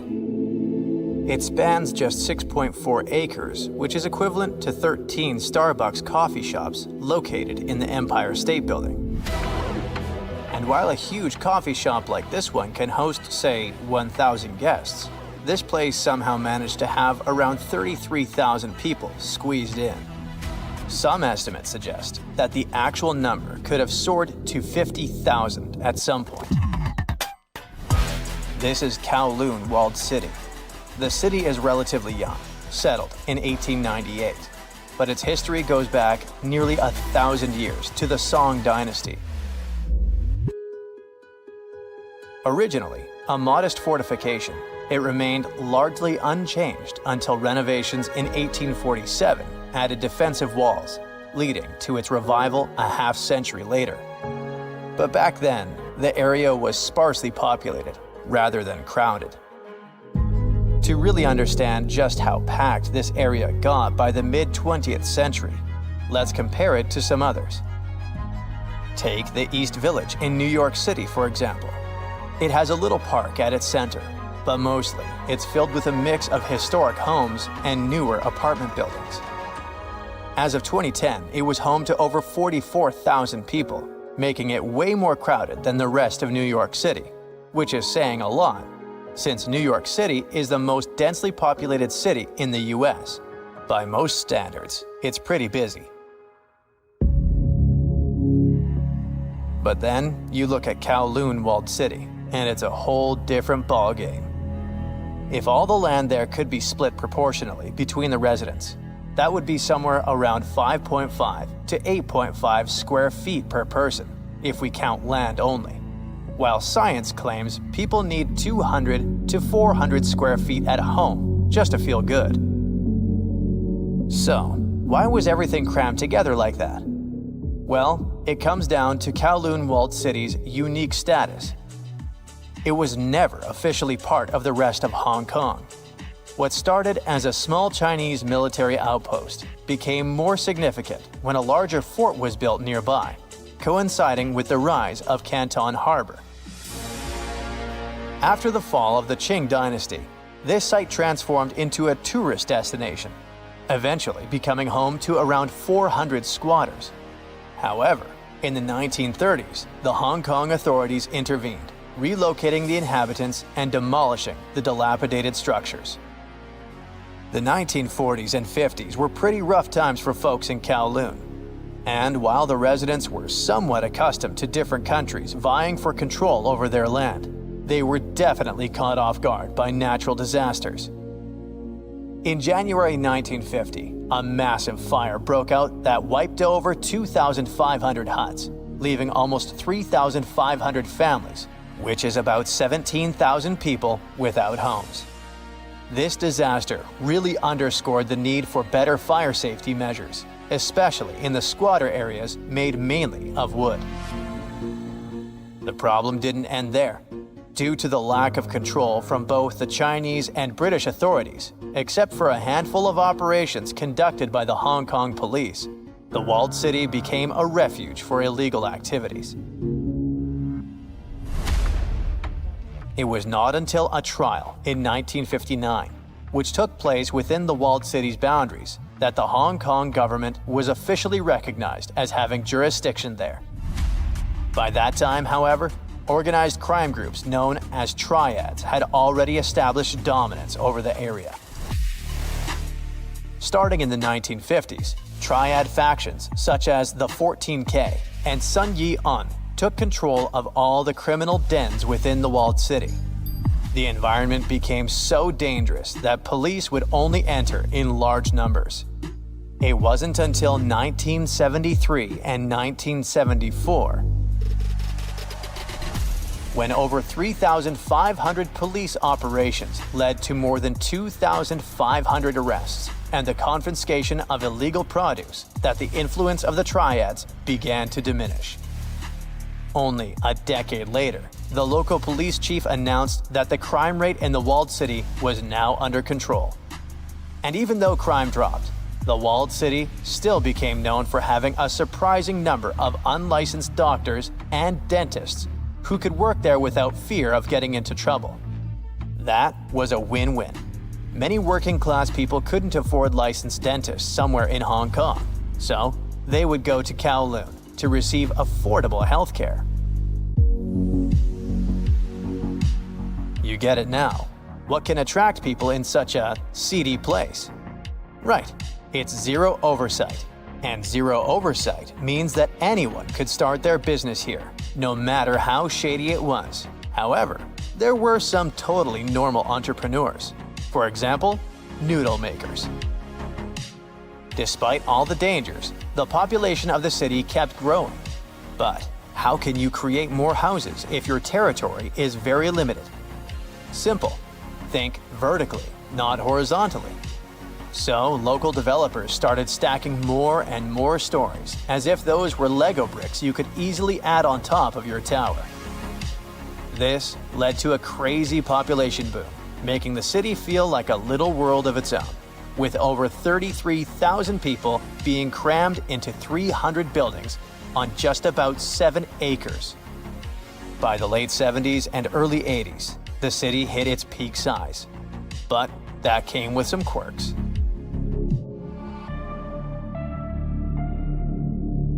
However, there were limits on how tall buildings could go.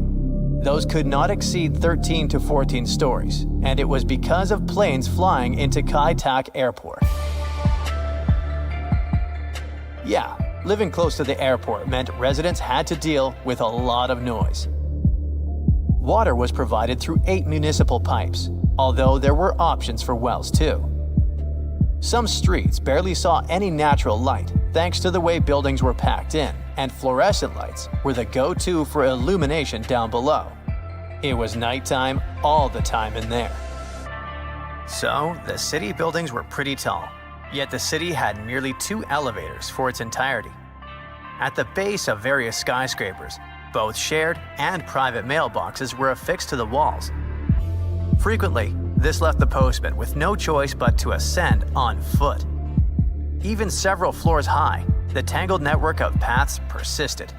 Intricate passages that wound their way into the city's core through a web of bridges and staircases. But let's say you live in such a place and want to have a walk or just a bit of fresh air. What do? In such cramped conditions, rooftops will serve you 1,000 purposes. They can be a space for physical activities and a kid's playground, but they can also be used as venues for pigeon racing, with residents making their guess concerning which pigeon comes first. And it's illegal for sure. Such rooftops can pose certain risks because of the narrow spaces between the buildings. But locals use them also as landfills. The absence of efficient garbage collection led to some residents to transport their larger waste items up to the roof. Consequently, many rooftops became crowded with abandoned mattresses, damaged furniture, and appliances.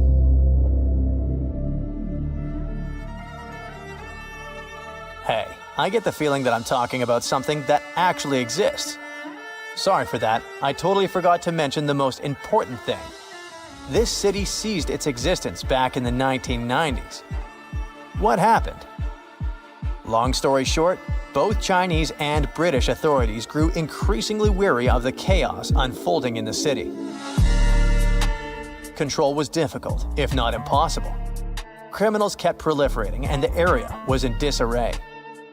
Consequently, officials from both countries chipped in and allocated approximately $350 million in compensation for the locals, who had been kicked out of that area as the city was demolished. Kowloon exists today, but not as the infamous walled city. It's now an urban area in Hong Kong, which is located in a completely different place. It just has the same name. As for the area that used to be Kowloon, there's now a park known as Kowloon Walled City Park. Architects and thinkers still look back at Kowloon as a prime example of the organic megastructure concept from the 60s, which envisions cities as flexible networks that grow and change with their residents. Almost forgot. If you're looking to catch a glimpse of the real deal, you should watch Crime Story, starring Jackie Chan, as some scenes were filmed there.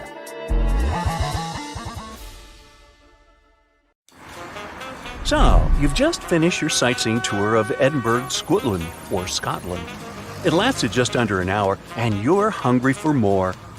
You ask your guide if there's anything else to see, and they start talking about a mysterious underground city. You ask how long it takes to get there, and you're shocked by the guide's answer. You're standing on it. It's right under your feet. South Bridge? But you were just there and didn't notice a giant arrow pointing down. So this is where the mystery starts. The story begins in the mid-1700s. The Scottish capital wasn't as big as it is today.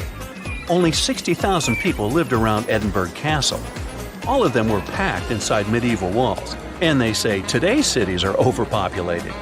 Get a load of the living conditions back then. The buildings were tall, so there was little natural light. Some houses had 14 stories. Cows walked the narrow winding streets and left stuff. Things were so bad that the famous English writer Daniel Defoe noted, "I believe that in no city in the world so many people have so little room." Yep, that's the guy who wrote Robinson Crusoe. Well, something just had to be done.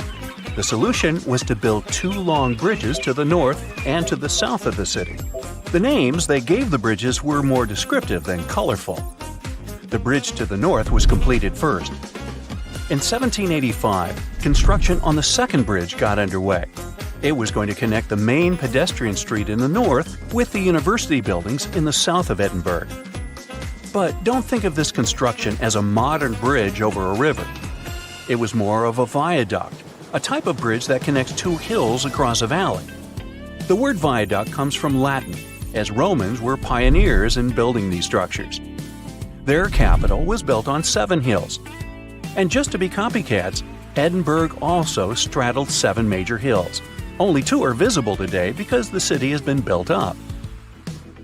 Now, back in the 18th century, the construction of the South Bridge was a remarkable feat of engineering. It took the builders only 3 years to complete it. 19 stone arches spanned a chasm that was 31 feet at its deepest point, and the length over 1,000 feet. Impressive, even for today's standards. But what does a 2.5 centuries old viaduct have to do with an underground city? Well, it is the city. You see, they designed Southbridge to be hollow on the inside. As you walk along this street today, there is actually a huge human-made cave beneath your feet. The popular name for this set of chambers is the Edinburgh Vaults. But what was the purpose of this space? And is there something or someone there now? Well, let's take it one step at a time. The builder's original intention was for these vaults to serve as merchant shops. At first, it worked out fine. Merchants used a total of 120 vaults as shops and warehouses. There were workshops, cobblers, and taverns. But as time went by, a major design flaw came to light. The stone was leaking, and the vaults were damp all the time. There was even flooding. The builders forgot to waterproof the structure. The merchants feared the water would damage their precious goods. After just a couple of years, the first tenants started moving out. Once legal trade moved away from the vaults, the city's poor moved in. And not only them, but all sorts of shady characters. Historians don't know much about this period, since there are no written records. But even the squatters had to leave soon. If you couldn't do business in these vaults, how could you live in them? It was damp and cold, and there was no ventilation, sanitation, or natural light. It really stunk. Every real estate agent's worst nightmare. Just 30 years after their completion, the South Bridge vaults were abandoned once and for all. But at a street level, business was as usual. The officials decided to fill the vaults with rubble for security purposes. Buried and forgotten, the memory of a once teeming merchant quarter of Edinburgh slowly faded from people's minds. Now, this is where the story gets a bit weird. During the 1980s, a Scottish rugby player accidentally found a tunnel leading into the vaults. The athlete didn't waste any time and started excavating the vaults with the help of his son. Several tons of rubble, and a decade later, the South Bridge vaults have been restored to their former glory, so to speak. They were again dark and damp as they were back in the 1700s. There were many interesting finds in this underground city. The vaults were littered with oyster shells, which were the standard diet for a working-class resident of Edinburgh at the time. Other finds, such as shoes and empty bottles, suggested that people actually lived in these claustrophobic vaults. Think of this the next time you see someone trying to rent their garage as an apartment. So, your guide was right. There really is a hidden city under the streets of Edinburgh. Well, at least one street. You have now gone down from the main pedestrian street into Cowgate. You look up and there it is, the only visible arch of the once impressive bridge. You are now searching online to book a tour of the vaults. You just have to see this place with your own eyes. But the Scottish capital isn't the only city with a mysterious underground. The historic region of Cappadocia in central Turkey hides no less than 36 cities beneath the ground. The biggest and the most impressive one wasn't discovered until 1963. It was built during the Byzantine era to protect the local population from invaders. We have similar structures made out of concrete in our cities, but the level of the Turkish underground city is really impressive. There are several levels, like in a multi-story car garage. The caves and tunnels lie 197 feet underground. That's 2/3 of the Statue of Liberty's height. The city could house 20,000 people at any given time, complete with livestock and food. The smell. Anyway, 20,000 is the average attendance at Major League Soccer matches today. You might want to add a field trip to one of these places the next time you go to Turkey. Most of these cities in Cappadocia can be found in rural areas. Makes sense, right? After all, they were dug out as hiding places. But in Europe, there is one city whose underground labyrinth resembles the vaults of Edinburgh. You've probably heard of Pilsen in the Czech Republic. But hold on a second, this isn't going to be a story of the most famous local product, something brewed, perhaps? It's the story of a medieval city that survived underneath the streets of Pilsen. Water wells, cellars, and passageways stretched for more than 12 miles. Merchants and craftspeople used Pilsen's historical underground for storage. Water, food, ice, you name it. The waterworks are pretty impressive. Historians estimate that 360 wells are located under Pilsen's historical town center. In times of instability, the passageways served as safe havens for the locals. They definitely didn't go thirsty down there. Today, most tourists visit these mysterious underground cities. But in Canada, there's one where people live and work. The construction of Montreal's underground city began in 1962. The initial idea was to shelter traffic. That's a nice way to say that city officials were building a metro station. The idea caught on and the project expanded. Now, it's a real-life urban maze hidden under the downtown area. Need a place to stay? There are hotels down there. Want to grab a bite? Step into one of the underground restaurants. Multiple shops, a library, cinemas, the list is long. There are even residential complexes. But how can people live under the ground? Simple. Although the city itself lies beneath the earth, the access points are at ground level. You can enter the 20-mile-long tunnel network at more than 120 places. Oh, that's another place down under. Oops, sorry, Australia. It was April 10th, 1912. Richard had just departed from Southampton, England, aboard the most famous ship of the time, dubbed the Unsinkable. Since he had just witnessed a near collision with the SS City of New York, he decided to write to his wife and report the unfortunate and frightening event. "My dearest Sal," he wrote, "we got away yesterday after a lot of trouble." Little did he know that a mere 4 days later, both his pen and the ship he was on would be lost forever at the bottom of the North Atlantic Ocean. Was this some sort of bad omen? Did Richard actually foresee what was about to happen to the ship he was on? In case you haven't figured it out by now, Mr. Richard Geddes was aboard the Titanic on the day that he wrote the letter to his wife. On April 14th, 1912, the ship seemed to have been lost forever. Along with it, so many secrets and treasures have settled at the bottom of the ocean. It took until 1985 for the Titanic's wreck to be finally rediscovered using state-of-the-art sonar technology.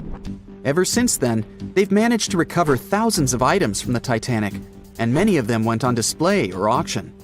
Things like jewelry, a life jacket, a menu from the ship's restaurant, or even a sample square of carpet from the first-class stateroom have all captivated the public's attention, just like the many stories of the people on board. Scientists have even tried to come up with strategies to get the Titanic back up altogether to properly study it and stop it from getting more and more damaged at the bottom of the ocean. Some have suggested filling the wreck with ping pong balls to make it float, while others even considered injecting it with 180,000 tons of Vaseline. Another idea was to use 450,000 tons of liquid nitrogen to trap it in an iceberg that would float to the surface.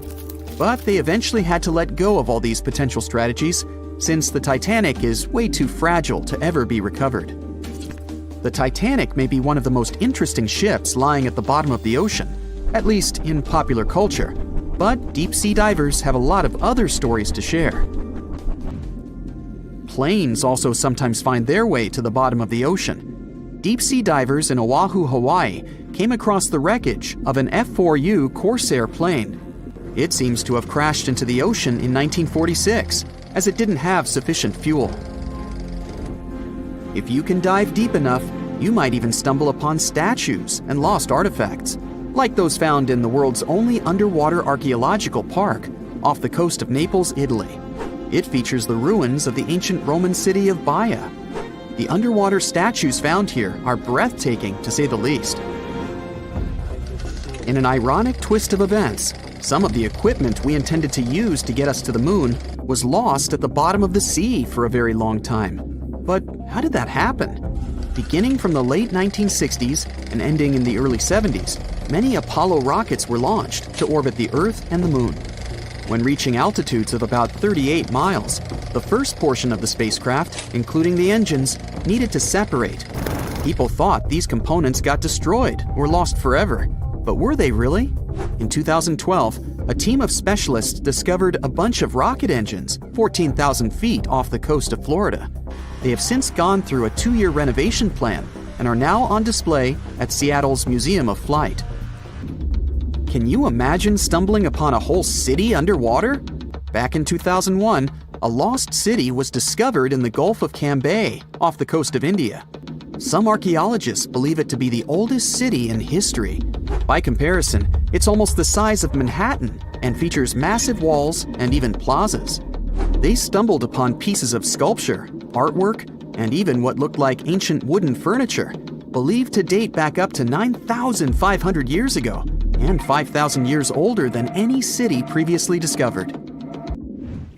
Okay, how about an underwater river?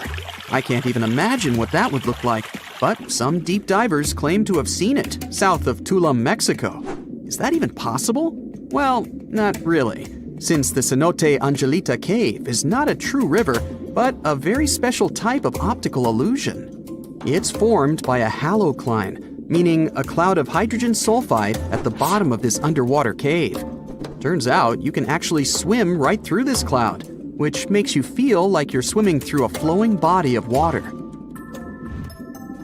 Not all things discovered underwater are inanimate objects. Some of them are actually quite scary sea creatures. A jellyfish might not be on your list of things to look out for if you can avoid the stings. But this giant one, also known as a lion's mane jellyfish, is the largest known species of its kind. In all fairness, you'll only uncover it if you happen to dive into the waters of the Arctic, Northern Atlantic, and Northern Pacific Oceans. You surely won't miss it, since it stretches across 120 feet from the top to the bottom of its tentacles. When it comes to deep-sea diving, a lot of people are looking to discover some lost treasure. One diver was lucky enough to have hit the literal jackpot when he came upon nearly $1 million worth of treasure on the bottom of the seabed. That was back in 2015, when this lucky diver was swimming just off the coast of Florida. What did he find, you might ask? Well, about 51 gold coins, 40 feet of gold chain, and a rare single coin that was tailored for the King of Spain, Philip V. Speaking of people looking for lost treasures, divers also sometimes found pirate ships. They discovered one of these pirate shipwrecks in 2015 off the coast of Colombia. It dates back to the 18th century. The value of this forgotten ship was estimated to be between $4 billion and $17 billion, as it contained treasures, precious stones, gold, and countless other really valuable items. By comparison, a whole island in the Bahamas is up for grabs at $75 million. A computer is the last thing you'd ever expect to discover underwater, right? And this was no regular computer, but an ancient one.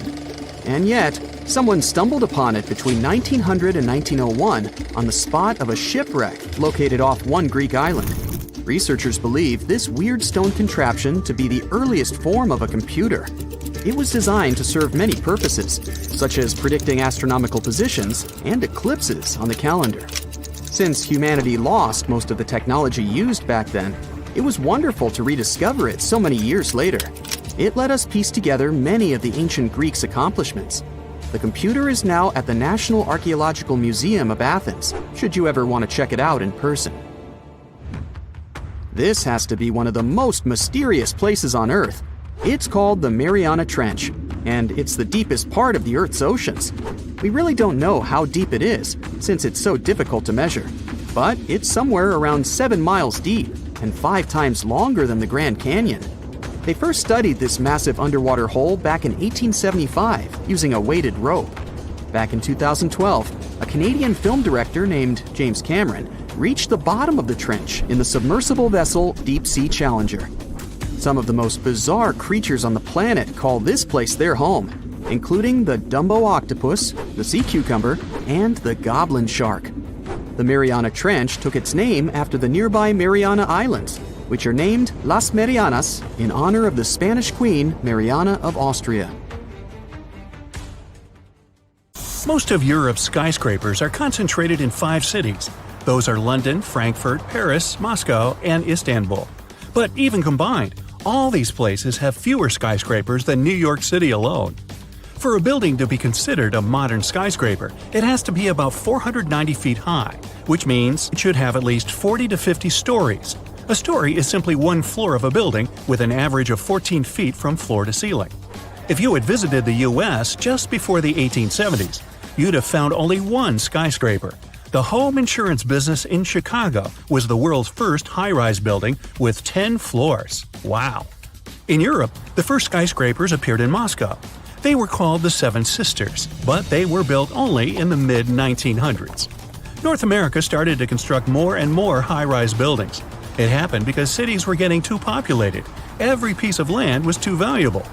New York's skyline is so famous you'd probably recognize it even if you've never been to this city before. It's the same for Paris. But could you imagine the Eiffel Tower surrounded or even blocked by skyscrapers? It would surely lose some of its magic. La Défense district is where you'll find skyscrapers in Paris. This way, they don't interfere with the romantic and touristic scenery of the city. In London, things are done a bit differently. Some of its skyscrapers have unusual shapes. One of such constructions is the Gherkin. If you get stuck in this building, you'd really be in a pickle. Another interestingly shaped skyscraper is the Shard. There's one more nicknamed the Cheese Grater.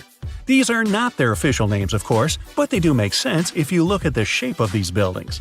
But it's not some random architectural concept. The reason the skyscrapers are shaped like this is not to obscure St. Paul's Cathedral, By the way, the top of this monumental construction is visible even from King Henry VIII's Mount, and that's a great distance away. Anyway, there are also other sites, like the Tower of London and the Palace of Westminster. They have their own viewpoints. So, not to ruin London's skyline, it's not allowed to build anything that would block these monuments. Most European cities already existed when the US started to build its first skyscrapers. That's why they didn't have much space to fit in giant buildings. Evenly zoned cities were the result of their steady growth throughout the years. For example, in Lisbon, there's a viewpoint in Eduardo VII Park. From that point, you can see all the park and the river.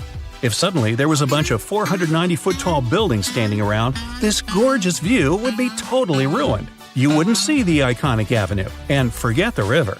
Instead, there are buildings. Like Lisbon, many other cities in Europe don't want skyscrapers to spoil their cultural heritage. Take Germany. Most of their skyscrapers are in Frankfurt. In other cities, they'd rather protect and restore the buildings that are already standing. And even if, let's say, Berlin wanted to home some skyscrapers, it wouldn't be able to do it in any case. Its soil just wouldn't allow it. Put a skyscraper there and it'll sink. Constructing a foundation for a very tall building in Berlin would mean investing a lot of money. The soil's too sandy and soft. But what if you ignored all the cultural heritage and still decided to fill a European city like Prague with skyscrapers? First, you'd have to demolish a lot of what already exists there. This would lead to an angry crowd of people complaining that the city they know and love is gone. Brussels has experienced this to a certain extent. There's even a term for this phenomenon: Brusselization. Simply put, it means not caring where you place new high-rise buildings. Here is fine. Oh, sprout one over there too. Hey, we could call them Brussels sprouts. Or not. But in most cases, city authorities don't want new constructions to change the historical appearance of the place. Some large European cities might even follow France's example and choose a separate district, a place just for skyscrapers. The Burj Khalifa, which is more than 2,700 feet high, is the tallest building in the world. It wasn't an easy feat to construct it. The skyscraper took 6 years to build, and folks say it was worth the effort. The construction is so tall, you can see it from 60 miles away on a clear day. The tallest building in Europe is only half that size. The Lachta Center in St. Petersburg is a bit more than 1,500 feet tall. Well, the question is, if skyscrapers are so tall, why don't they get knocked over by wind? Their structure, from the very foundation to the highest point of the building, is the answer. Take the Burj Khalifa, please. The soil where the skyscraper is built isn't ideal. So, beneath the 110,000-ton concrete foundation of this massive construction, there are 192 piles driven to a depth of more than 160 feet. Thanks to the friction between the concrete and soil, these piles don't move at all, creating a solid foundation. But most skyscrapers are built on bedrock because it barely shifts. Their frames are made of steel. If you looked at a skyscraper without its external structure, all you'd see would be a bunch of steel beams.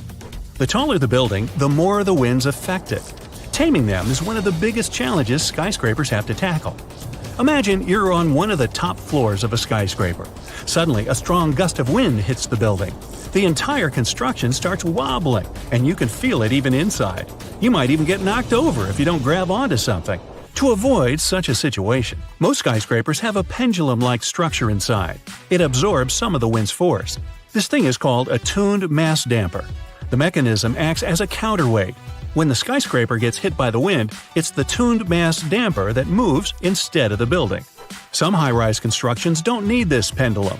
The Shard, for example, deals with the wind with the help of its tapered shape, and Shanghai Tower uses its 120-degree twist. Both skyscrapers have incredibly smart structures. That's why they don't get too wobbly when the wind hits them. The Shard doesn't have a tuned mass damper whatsoever, and the one in Shanghai Tower only serves as a tourist attraction. Before a building's design is finalized, it normally undergoes a wind tunnel test. A model city is built and tested with this new super tall addition. When the experts turn the wind on, it simulates real-life conditions. Let's say the model skyscraper breaks under the wind's pressure during the test. Then the chances are it's going to tumble over in real life too. Winds up there can be so strong that things like wind turbines have become a thing.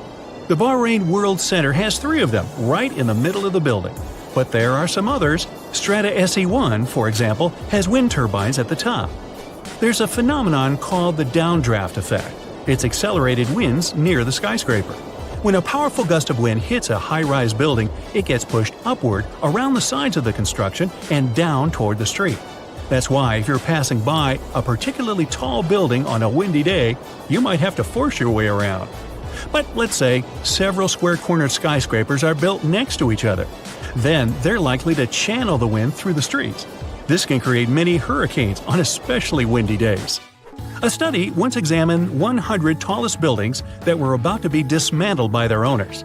It turned out most of them had an average lifespan of a mere 42 years, but some of them can last much longer. For example, the Temple Court building is still standing to this day. At 150 feet, it's a bit smaller than others, but it's already seen 100 winters throughout its life. Now, the first thing that comes to mind when you think of getting rid of a building is dust, debris, and deafening noise. But things aren't quite as dramatic as that for most skyscrapers.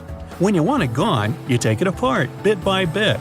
This process starts from the top and goes all the way down to the bottom. Voila! The building is slowly disappearing in front of your eyes. Abracadabra. Fire! Fire! Everyone gets out of bed and rushes out to the street, but the whole city is ablaze. It's 1871, and the Great Fire of Chicago has just started. For 2 whole days, the Windy City, including the business district, saw nothing but ash, smoke, and flames. The fire stretched out for 4 miles, causing around $200 million in destruction. No one really knows how the Great Fire started, but some theories include a cow kicking over a lantern in a barn that quickly spread to the city. Other theories include a typical human mistake, and even a meteor shooting down from the sky, starting the massive fires. The problem was that any metropolitan area during the late 19th century was made almost entirely out of wood. Throughout history, our ancestors used wood to build shelters, ships, carts, and everyday objects, since wood was literally all over the place. Everything from cooking utensils, wheels, and tools to furniture was all wooden. Walking around town back then wouldn't feel as congested as a typical urban city today. After the Great Fire, buildings became predominantly made out of steel and concrete. China has the oldest and tallest timber building, or a plyscraper. It was built almost 1,000 years ago and is 220 feet tall, which is the equivalent of a 23-story building. It's still standing today after being restored a bunch of times. It survived around 7 major earthquakes. But just because a structure like this is still standing tall today, it doesn't mean we can go around building wooden skyscrapers out of nowhere. A lot of tall wooden structures exist today in Europe and the US, even though they were built after the steel and concrete rise. But they're just between 8 to 13 stories high, not enough to be labeled as skyscrapers. Japan plans to build a wooden skyscraper more than 1,100 feet tall, dubbed as the W350 project. They're scheduled to complete it by 2041 and turn modern cities into wooden wonderlands. The building will be made of 90% processed wood and 10% steel, and it won't be made out of regular wood. They'll use cross-laminated timber, or CLT, which is many sheets of wood glued and stuck together, creating a large plank that is even tougher than steel. But wooden structures are vulnerable to fire. Back at the time of the Great Fire of Chicago, they didn't have fireproof coatings that could be applied on the beams. Even steel structures have such coatings. And the beams of today won't be like the ones in the past. They're sturdy and big, so big that extremely high temperatures can't set them on fire. And in the case of steel, these boiling temperatures that can burn the wooden beams with the fireproof coatings will simply melt the steel structures. So either way, the problem of fire is unavoidable, and the aftermath is still the same, be it wood or steel. Every tall building sways with powerful wind. Wooden skyscrapers are no exception, and might be in more critical danger than their steel counterpart. But some engineers designed a way to avoid this problem by constructing the wooden building out of diamond and triangle shapes. A triangle by nature can have a secured base better than a rectangle. So by creating a triangle base, which would be the bottom third of the building, a wooden skyscraper can resist external forces like the wind. Plus, with such large real estate in the bottom, there would be enough place to build additional housing units or shops near the ground. Building a wooden skyscraper won't necessarily be on site. Engineers and architects will create the planning and blueprints on computers to guarantee the best possible design and structure to ensure aesthetic appearance and sturdiness. Workers can build the standardized models at a nearby factory and transport the prefabricated structures to the site. This system will save more time and have quality control from the ground up. In a concrete building, the cement has to be poured into empty beams and shapes that have to dry in days or weeks. Steel needs to be melted and molded into shapes to fit the structure and design. In the factories, the cross-laminated timber can be cut automatically and supervised by people to make sure nothing goes wrong. This will eventually save costs by not having that many construction workers. And when it's time for building, all they have to do is bring the structure in pieces, put them together, and raise it up. It won't be as messy as a regular construction site and won't take too much time. Only fixing the electrical planning, plumbing, and other internal operations will need a lot of on-site work. Then, a team for the finishing touch will come and do some last-minute brush-ups to make sure everything functions properly. And then, voila! You've got yourself a wooden skyscraper. Wood, in general, is more flexible and lighter than concrete and steel.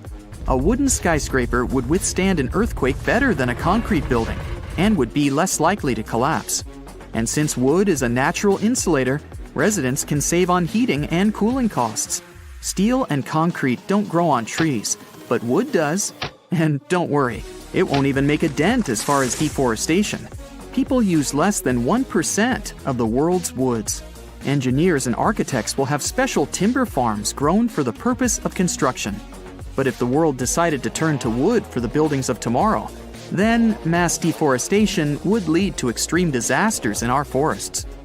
According to some researchers, replacing steel with wood could impact around 40% of forests annually. That still won't compensate for the new wood grown each year. Having wooden buildings around will help with carbon benefits. It requires less energy to produce than steel and concrete. According to some studies, a large building made of wood will have a much smaller carbon footprint than one made of steel and concrete, which amount to around 16% of global emissions. And since wood is lighter than steel, it'll save on fuel costs and require less to transport it, which will reduce emissions even more. Something like this will take decades to plan out and execute if people really wanted to make the switch. When people started switching to steel buildings, everyone started to notice its benefits. In the long run, wood rots and absorbs and releases moisture, which can compromise a structure. Some people have chosen recycled plastic to build new homes by turning it into rough powder and shaping it into whatever is desired. They created beams, blocks, bricks, and pillars. In South America, a group of people are already doing this by creating small two-bedroom houses made mostly out of recycled plastic. It's cheaper to make, gets rid of waste, and only takes 5 days to build, with 4 people building it. Maybe one day we'll see skyscrapers made out of recycled trash, and maybe even whole cities made out of trash. In Yemen, there's a small city known as the world's oldest metropolis. In the middle of the desert, the locals had to find a way to shelter themselves without the abundance of trees. Shibam, aka the Manhattan of the desert, is made out of fertile soil, hay, and water that were made into bricks and left to bake under the sun for days. This city was a pit stop for many travelers arriving in caravans back in the day. Most of the buildings were 7 stories high, and the ground floors were used to keep livestock and crops. The upper levels were places for socializing and looking out for any newcomers. Mud buildings are natural coolers. The mud repels heat, leaving the cool atmosphere trapped inside. The first reinforced concrete skyscraper was built in Cincinnati, Ohio in 1903. It was 16 stories high and wasn't even expected to last the whole night. People thought it would crumble from its own weight, while others believed it would topple over. When they removed the support columns, a local reporter stayed awake all night to document the building collapsing. But they were all wrong. Rekat structure is a giant formation in the Sahara that looks exactly like a giant bullseye. It's so wide that you can see it from space. Even the CIA got interested in it. In 1965, they planned a flyover looking for geomagnetic anomalies. The findings are still classified. Perhaps the theories are true, and this place is truly the lost city of Atlantis. Now, Atlantis supposedly sank beneath the waves, but recent discoveries are pointing us in a different direction. This is an ancient story that goes far back in time, and Plato was the first to mention it. The place had loads of greenery and a curious structure: 3 concentric circles of land surrounding 2 circles of water. 2 key quotes from Plato's writing suggest that Atlantis might not have been a typical island in the middle of the ocean. Plus, Atlantis had a major influence from Africa and Europe, challenging the idea of it being in the Atlantic. It turns out that the Eye of the Sahara and Atlantis look alike. When astronauts saw the Eye of Sahara from above, they initially suspected a meteorite impact crater, but the rings of the structure matched the layout described of Atlantis. More importantly, the Sahara wasn't always a desert. It turned from a tropical region into a desert around 11,000 years ago. Researchers found evidence of a massive river called the Tamaracet that could have sustained a community. This river flowed toward the Rikat structure, aligning with Plato's description. The Trans-Saharan Seaway ran through the Sahara 50 to 100 million years ago. The sea allegedly destroyed Atlantis around 11,500 years ago, likely due to a rapid rise in sea level caused by the end of the Ice Age. NASA's worldview imagery shows patterns consistent with this theory. Those concentric rings might be a key to unlocking the secrets of our planet's evolution over millions of years. They're shaped by erosion on resilient rock layers, creating a spooky pattern of ridges and troughs. The central peak stands proud at 1,300 feet. The central part has undergone a significant erosion makeover, revealing a circular structure with a raised peak. Unlike impact craters, the Eye of the Sahara flaunts a striking balance and symmetry. Some say it results from rock uplift, sculpted by wind and water. Others think it's an ancient anticline, eroded to reveal its concentric glory. Then there's a salt diapir theory, suggesting that salt's buoyancy sculpted this beauty. Dating techniques have proved that it formed 541 to 252 million years ago, give or take a million or two. Ancient tools are scattered around the outer rings of the structure near riverbeds. Some older stone tools have also been spotted in the same areas. And still, even though some spear points from the Neolithic period have been found, there aren't many signs that people were living there back then. The area seems to have been used for short-term activities like hunting and making tools. There are other unearthly mysteries that haunt our world. One such enigma is in Norway. The ominous Hessdalen light phenomenon, also known as the Valley of Lights, leaves scientists confused. This valley is 10 miles wide. It's quite isolated, but a peculiar blue box sits high on the hillside, equipped with cameras scanning the valley. The unsettling saga began in the 1980s, when the night sky over Hessdalen erupted with burning fireballs, a recurring spectacle that sent shivers down the spines of those who witnessed it. This wasn't a fleeting occurrence, rather it became a regular thing. Terrified locals reported encounters with these unexplained luminous phenomena, some of which happened near their homes. Unease spread like wildfire. At its peak, there were about 20 sightings every week.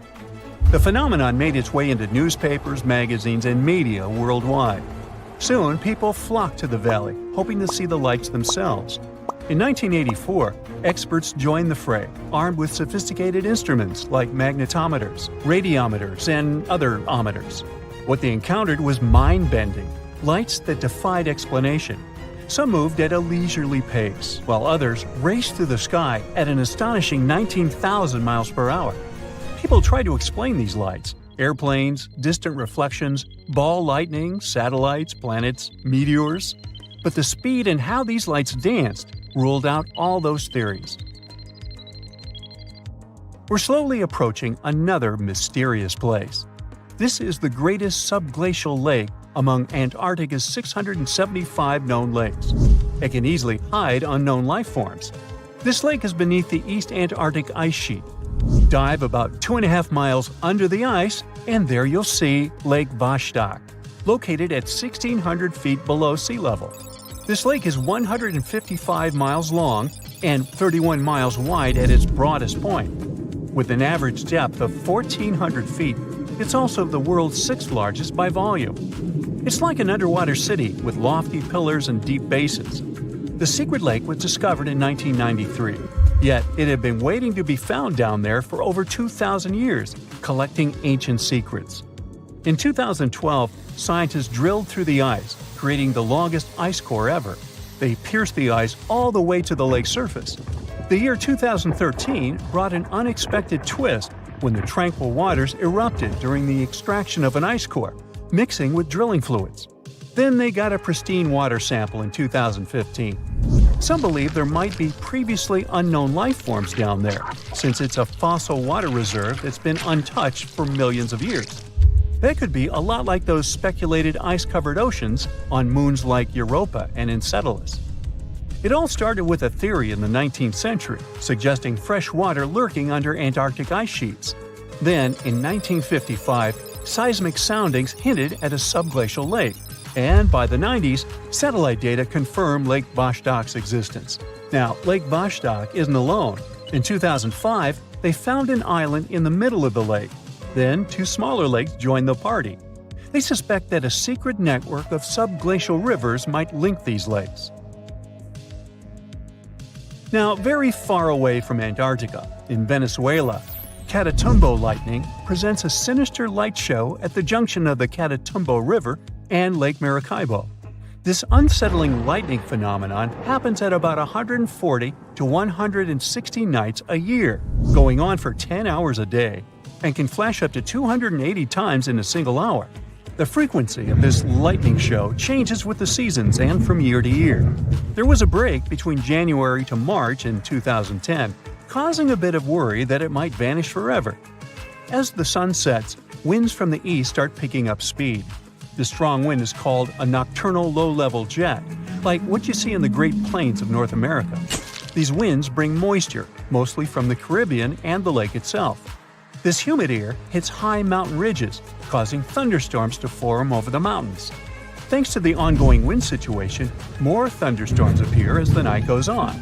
This pattern repeats itself, and is why this area has the highest annual lightning rate globally. The next place scientists cannot explain is in China. That is the Longyu Caves. They have lofty slanted roofs and sturdy pillars. The spot remained hidden for centuries.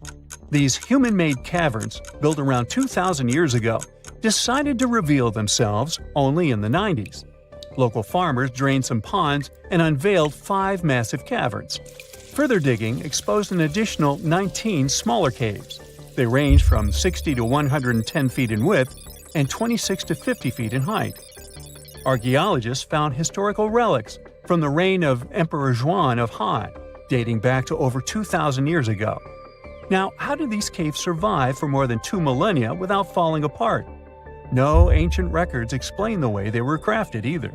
The walls show chisel marks, hinting at some layer-by-layer chiseling action, but the exact construction process is still a head-scratcher. Recently, scientists made an astonishing discovery that might solve Stonehenge's mystery. They found something hidden deep within the DNA of Stonehenge's sarsen rocks, the huge monolithic ones, and it might reveal why our Neolithic ancestors designed and built this thing in the first place. Over the years, scientists have been scratching their heads, trying to figure out where the huge sarsen rocks came from. For years, they believed they came from a quarry just 15 miles away from the site, known as Marlborough Downs. At this site, they found similar minerals to the ones that make up the sarsen rocks. But it turned out there was more to this story than they thought. The understanding of how Stonehenge was built is always changing. Scientists need to really travel back in time to uncover its mysteries. Where did the rocks come from? How were they carried? Why was the site built? You see, the Stonehenge site, located at Salisbury Plain in England, is made up of 2 main types of stone. There are the super heavy sarsens and the lighter and smaller bluestones. The sarsens each weigh about 25 tons. That's as much as 3 African elephants stacked together. The heaviest sarsen stone, called the heel stone, weighs 30 tons all by itself. Together, the Saracens make that iconic outer ring circle. Inside that circle, that's where you'll find the blue stones. The naming might seem a bit misleading since they're not really blue. They have a bluish tinge to them when they are freshly broken, hence the name. These smaller rocks probably came from the Preseli Hills in southwest Wales, which is about 150 miles away from Stonehenge. They're a bit lighter than the Saracens, but still pretty heavy. The altar stone, which is classified as a blue stone, is the heaviest one, weighing around 6 tons. Its original location still isn't known for sure. To figure out where a rock came from, scientists first have to study their composition. This is like checking the rock's DNA. Then they cross-reference the structure of the rock with minerals in the soil to see if it's a match. Most of the Saracens we see around southern England are actually made of a type of sandstone known as silcrete. Think of silcrete as sand that's been hardened by underground water processes over millions of years. This process mostly happened during a period called the Paleogene, about 65 to 23 million years ago.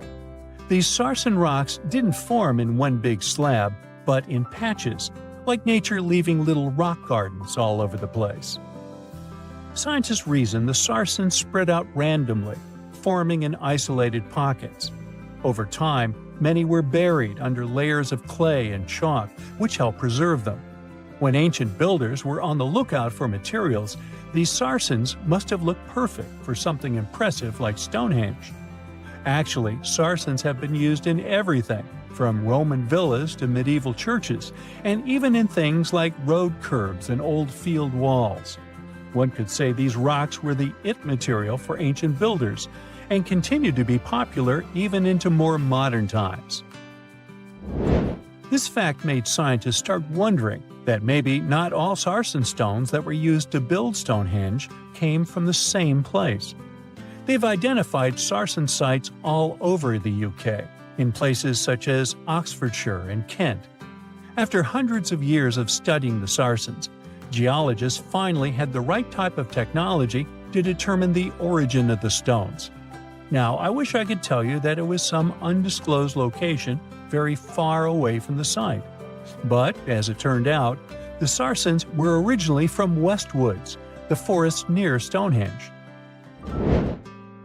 A new factor came into play when excavations uncovered empty stone holes, showing that at least 6 blue stone pillars were removed from a Preseli Hills site called Wan Main in prehistory. They had a stone circle over there, and it's believed that some of Stonehenge's rocks were recycled rocks from this more ancient circle. If this is true, it might be that Stonehenge is part of a much larger landscape of ancient sites. If this is the case, then Stonehenge is just the cherry on top of a much larger scale project. Think of it as the sacred centerpiece of an entire landscape of monuments, mounds, stone circles, and things. This is why scientists want to find out where the rocks came from so badly. It could lead to why and how Stonehenge was built. Now, Stonehenge didn't just pop up overnight. It was built in several stages over hundreds of years. It's likely that it wasn't a single unified vision, but more like a big community project that evolved over time. With each generation, the builders brought in their own ideas, creating a stone structure that would last for ages. The first stage was around 3100 BCE. That's when people dug out a circular ditch and likely set up some bluestones as sort of a starter ring. Later, they added the Saracens and even topped some of them with horizontal stones to form those famous arches you see today, also known as the trilithons. These ancient builders had some challenges on their hands. How would they move the rocks? There's an old theory known as the ice road that suggests that the rocks were moved by natural icy pathways that formed during the winter. This way, they could slide the rocks down all the way to Stonehenge. But hey, if we're talking about a distance of over 100 miles, that's not too realistic. Anyways, this theory was debunked because it was warmer back then than it is today. There's also the river theory, which suggests that the rocks were floated along the river from the quarry to the site. But if we're talking about sarsen rocks, they're too heavy to float. So there goes that theory. What we're saying is, no one knows how the rocks were moved. Another interesting science tidbit came from all the research done in Stonehenge. A recent laser survey of the stones revealed the different stone working methods used, and has shown that some of the parts of the monument were more carefully finished than others. In particular, the northeast side and the inner faces of the central trilithons were finely dressed. FYI, a trilithon is one of Stonehenge's most famous shapes. It's when two huge monoliths receive a third one on top of them, connecting the two together. This fancy word is simply Greek for having three stones. But anyways, the bigger question, and the reason Stonehenge is so famous, is why it was built in the first place. Theories are all over the place, and some sound like they're straight out of a sci-fi show. So here's a rundown of the most popular ideas. There's, of course, the solar calendar theory. This one supposes that the stones are aligned with the movements of the sun, especially during the summer and winter solstices. During the summer solstice, the sun rises to the left of the heel stone, that's the lone stone outside the main circle, lighting up the entire monument. Some say it's the ancient version of a calendar, marking the year's longest and shortest days. Some archaeologists think Stonehenge might have been an ancient healing center. Pieces of bluestone have been found chipped away, possibly by people who believed they had healing powers.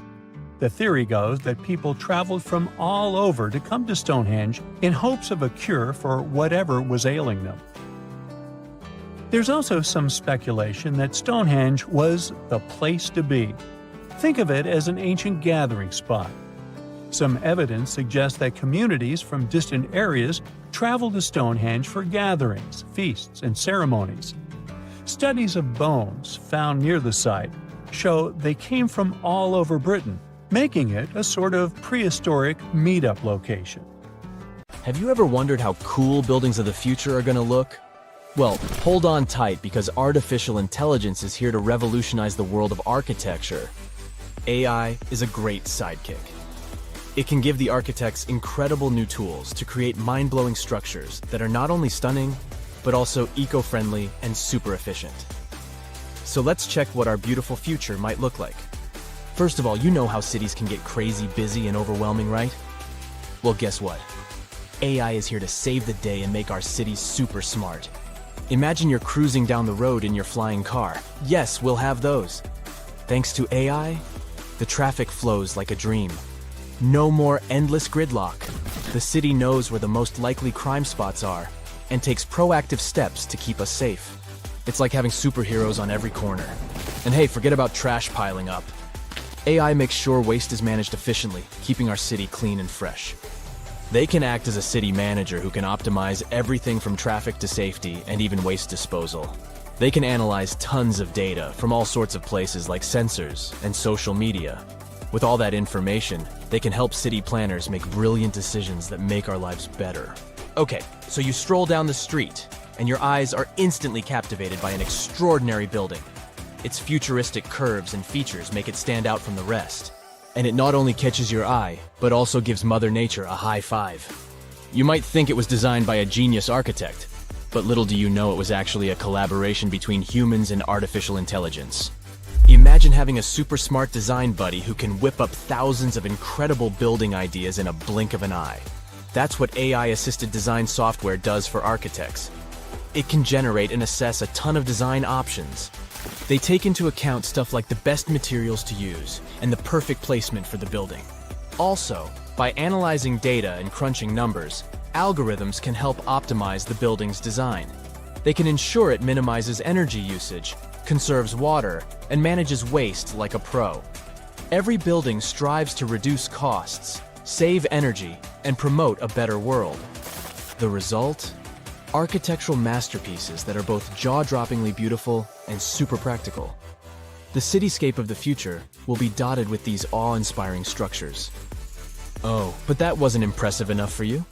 Well, how about a stunning, futuristic building that seems to defy gravity? It's not made of traditional bricks and mortar. Oh no! This marvel was created using the powers of 3D printing. With the help of AI, architects designed every intricate detail and fed all the important data, like what materials to use and how the site conditions might affect the structure. AI algorithms worked their magic to optimize the design, making it both breathtakingly beautiful and rock solid. 3D printing is basically like having a magical machine that can create awesome structures straight out of a sci-fi movie, and AI jumps in to make sure these structures are not just pretty, but also strong. In the city of the future, 3D printing will become the ultimate architect's tool. It will allow them to create structures that were once impossible to build. From mind-bending shapes to intricate details, the possibilities are endless. But AI isn't just making buildings look great, it also makes them efficient and cozy. Let's say you step into a futuristic office building, and voila! The lights automatically adjust to match your mood, and the temperature is set perfectly for you. These futuristic buildings are capable of sensing and responding to their surroundings, just like you do. They control the lighting, keeping it just right for the time of day. They manage the temperature, so it's always cozy and comfortable. They even keep a watchful eye on security and fix small issues before they become big headaches. So, the smart building knows when people come and go, so it optimizes energy usage accordingly, saving the planet and some cash along the way. Now the cool thing is, all these aren't the only possibilities. How about turning skyscrapers into a vertical forest? Recently, an architect from India got super excited about the power of artificial intelligence. So, he decided to team up with an image bot called Midjourney to create a vision for the future. But instead of a dull, robotic world, they aimed for something spectacular. With text prompts like utopian technology and futuristic towers, the architect and AI got to work. Guess what? Midjourney didn't disappoint. It conjured up a world where buildings were covered in lush vertical forests and adorned with shapes inspired by nature. They wanted to create a sustainable future that harmonized with the environment. The architect, Manas Bhatia, is super positive about AI's potential. He doesn't see it as a threat to his job, but as a powerful tool for positive change. He envisions a future where architects and AI collaborate to make breathtaking designs. In his project, Bhatia even asked the AI to imagine symbiotic and hollowed structures, and it responded with pictures of apartments nestled within hollowed-out trees. Imagine a world where the building itself becomes a living, breathing part of nature. Well, Bhatia believes that nature should play a big role in architecture. He loves designing structures that embrace nature's beauty and functionality. From buildings built around trees to facades that regulate temperature, he's all about blending architecture with the natural world. With architects like Bhatia and the superpowers of AI, the future of cities is going to be amazing. So get ready to step into a world where nature and technology coexist in perfect harmony. It's a dream we can't wait to see come true. Or if you're not a big fan of trees, how about this? Skyscrapers that aren't made of solid bricks, but instead, they're inflatable wonders. Zumo, an architectural practice in Barcelona, used the magic of AI to bring these wobbly structures to life. These inflatable superstructures rise above future cities like illuminated balloons in the sky. Here's the best part. These inflatable buildings have sustainability superpowers. You can pump them up to towering heights, flatten them for easy transportation, and rebuild them wherever they're needed. Plus, they're powered by renewable energy, reducing their impact on the environment. Pretty cool, right?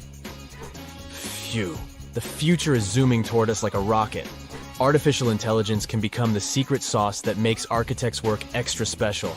But hey, with great power comes great responsibility. We need to use AI wisely and ethically. For now, we don't have to worry about machines replacing architects. Artificial intelligence still needs a human hand, or else we might end up with buildings that look like mashed up bananas or ice cream cones, unless that's your thing. In addition, humans have one important advantage. They, well, are humans. We need to keep in mind that artificial intelligence doesn't have emotional intelligence.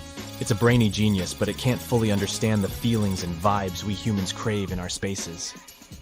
So, we must remember to infuse our designs with that human touch, those warm and fuzzy elements that make us go, "Ah, I feel right at home." And let's not forget that AI is still learning. It's basically just taking its first steps, and we need to be patient and give it time to grow. Rushing things too quickly could lead to wonky designs or buildings that look like a jumbled puzzle. This might look cool if you like avant-garde architecture, but for regular folk, no thanks. So, as the future unfolds at warp speed, let's embrace the wonders of AI in architecture. But let's also remember to balance its brilliance with our own human touch. Together, we can create a future where buildings are not just functional, but also filled with heart and soul. It's an adventure that's out of this world. This just in, the world's oldest pyramid was built during the last ice age. And I'm not even talking about Egypt. I'm saying our ancestors might have spewed a 27,000-year-old pyramid in West Java. Gunung Padang is not exactly shouting pyramid. It's more of a mound with huge scattered stones tossed all over it. But local people seem to revere it, and they have for centuries. It wasn't until recently that the Indonesian authorities decided to excavate a bit deeper to see what all the fuss was about. They ended up finding the remains of a human settlement. It was rather unexpected, since the mound is pretty high up. This excavation could only prove there were humans in the area as far back as 45 BCE, which sounds reasonable. It was up to an Indonesian geologist named Donny Hillman to prove that Gunung Padang is the world's first pyramid. He used all sorts of new technology to support his claim. Our guy used carbon dating, which digs deep into the earth and takes whole chunks of soil. He found layers and layers of constructions, like he was digging up Rome and finding ancient buildings buried in the ground. His research proved that there had been caverns and even rooms down there, which could only mean one thing: humans. As for the rocks located up in the mound, they were most likely strategically placed by the people who lived there back in the day. They needed a place to meditate, so they arranged things in a harmonious way. Their smooth surfaces wouldn't be the result of years of erosion, but the works of great sculptures, the Michelangelos of their day, let's say. If this is all for real, then human civilizations began way before we think they did. Our ancestors, the Paleolithic humans, didn't have what it took to be considered a civilization, especially not the tools and knowledge to build pyramids. They needed a lot of masonry skills, which weren't all that available during the last ice age. His peers don't share this view, though. They could believe Hillman's theory if he had found evidence such as charcoal and bone fragments, but he didn't. Flint Dibble, another archaeologist, says that without concrete evidence of human activity, there's no proof of an actual pyramid. In this case, all the data proves is that the soil in the mound dates back to 27,000 years ago. He thinks the rocks on top of the mound just slipped down the hill, like rocks normally do. Only a complex society would have managed to build a stepped pyramid like they claim it was. But according to Bill Farley, an American archaeologist, there's just no reason to believe there were any settlements in Indonesia during the last ice age. Now, just so you know, the oldest known ancient society with this kind of knowledge is probably 11,000 years old and used to occupy the region of modern-day Turkey. Take a look, Turkey's Göbekli Tepe. It's also not a pyramid, but it's the oldest monolithic construction made by humans. Back in the Neolithic period, a lot of people settled there, and there are proofs for it. For example, the walls there are covered in ancient drawings of clothing and wild animals. Until recently, the title of the world's oldest pyramid went to a three-sided construction known as the Djoser Pyramid in Egypt. Djoser is located just a few miles south of the Giza complex in a town called Saqqara. It made its way to popular culture more than once. In the 18th century, it became a common feature in European paintings. Young men from the cultural elite did a grand tour around the world, and Saqqara was at the top of their list. It was also featured in the video game Assassin's Creed, with a digital representation way more accurate than many historical drawings of the thing. That was kind of a big deal in ancient Egypt, to build pyramids for kings to spend their afterlives. And if you thought the Khufu pyramid was the oldest one in the world, well, Djoser was built 70 years ahead of that time. The development of new technology has allowed archaeologists to make groundbreaking discoveries, and a new, or should I say ancient pyramid in South America might win the title in dispute. It turns out that pyramids were also pretty fashionable in the Americas in the old days. Among them are the iconic pyramids of Guatemala's Tikal temple complex. the same ones that appeared in Star Wars number 4. But to find the oldest pyramid in the Americas, one would have to travel to Peru. Deep in the Peruvian desert, archaeologists stumbled upon a sprawling ancient metropolis known as Caral. At first, researchers believed that the settlement was pretty recent, since the site was way too complex for ancient technology to handle it.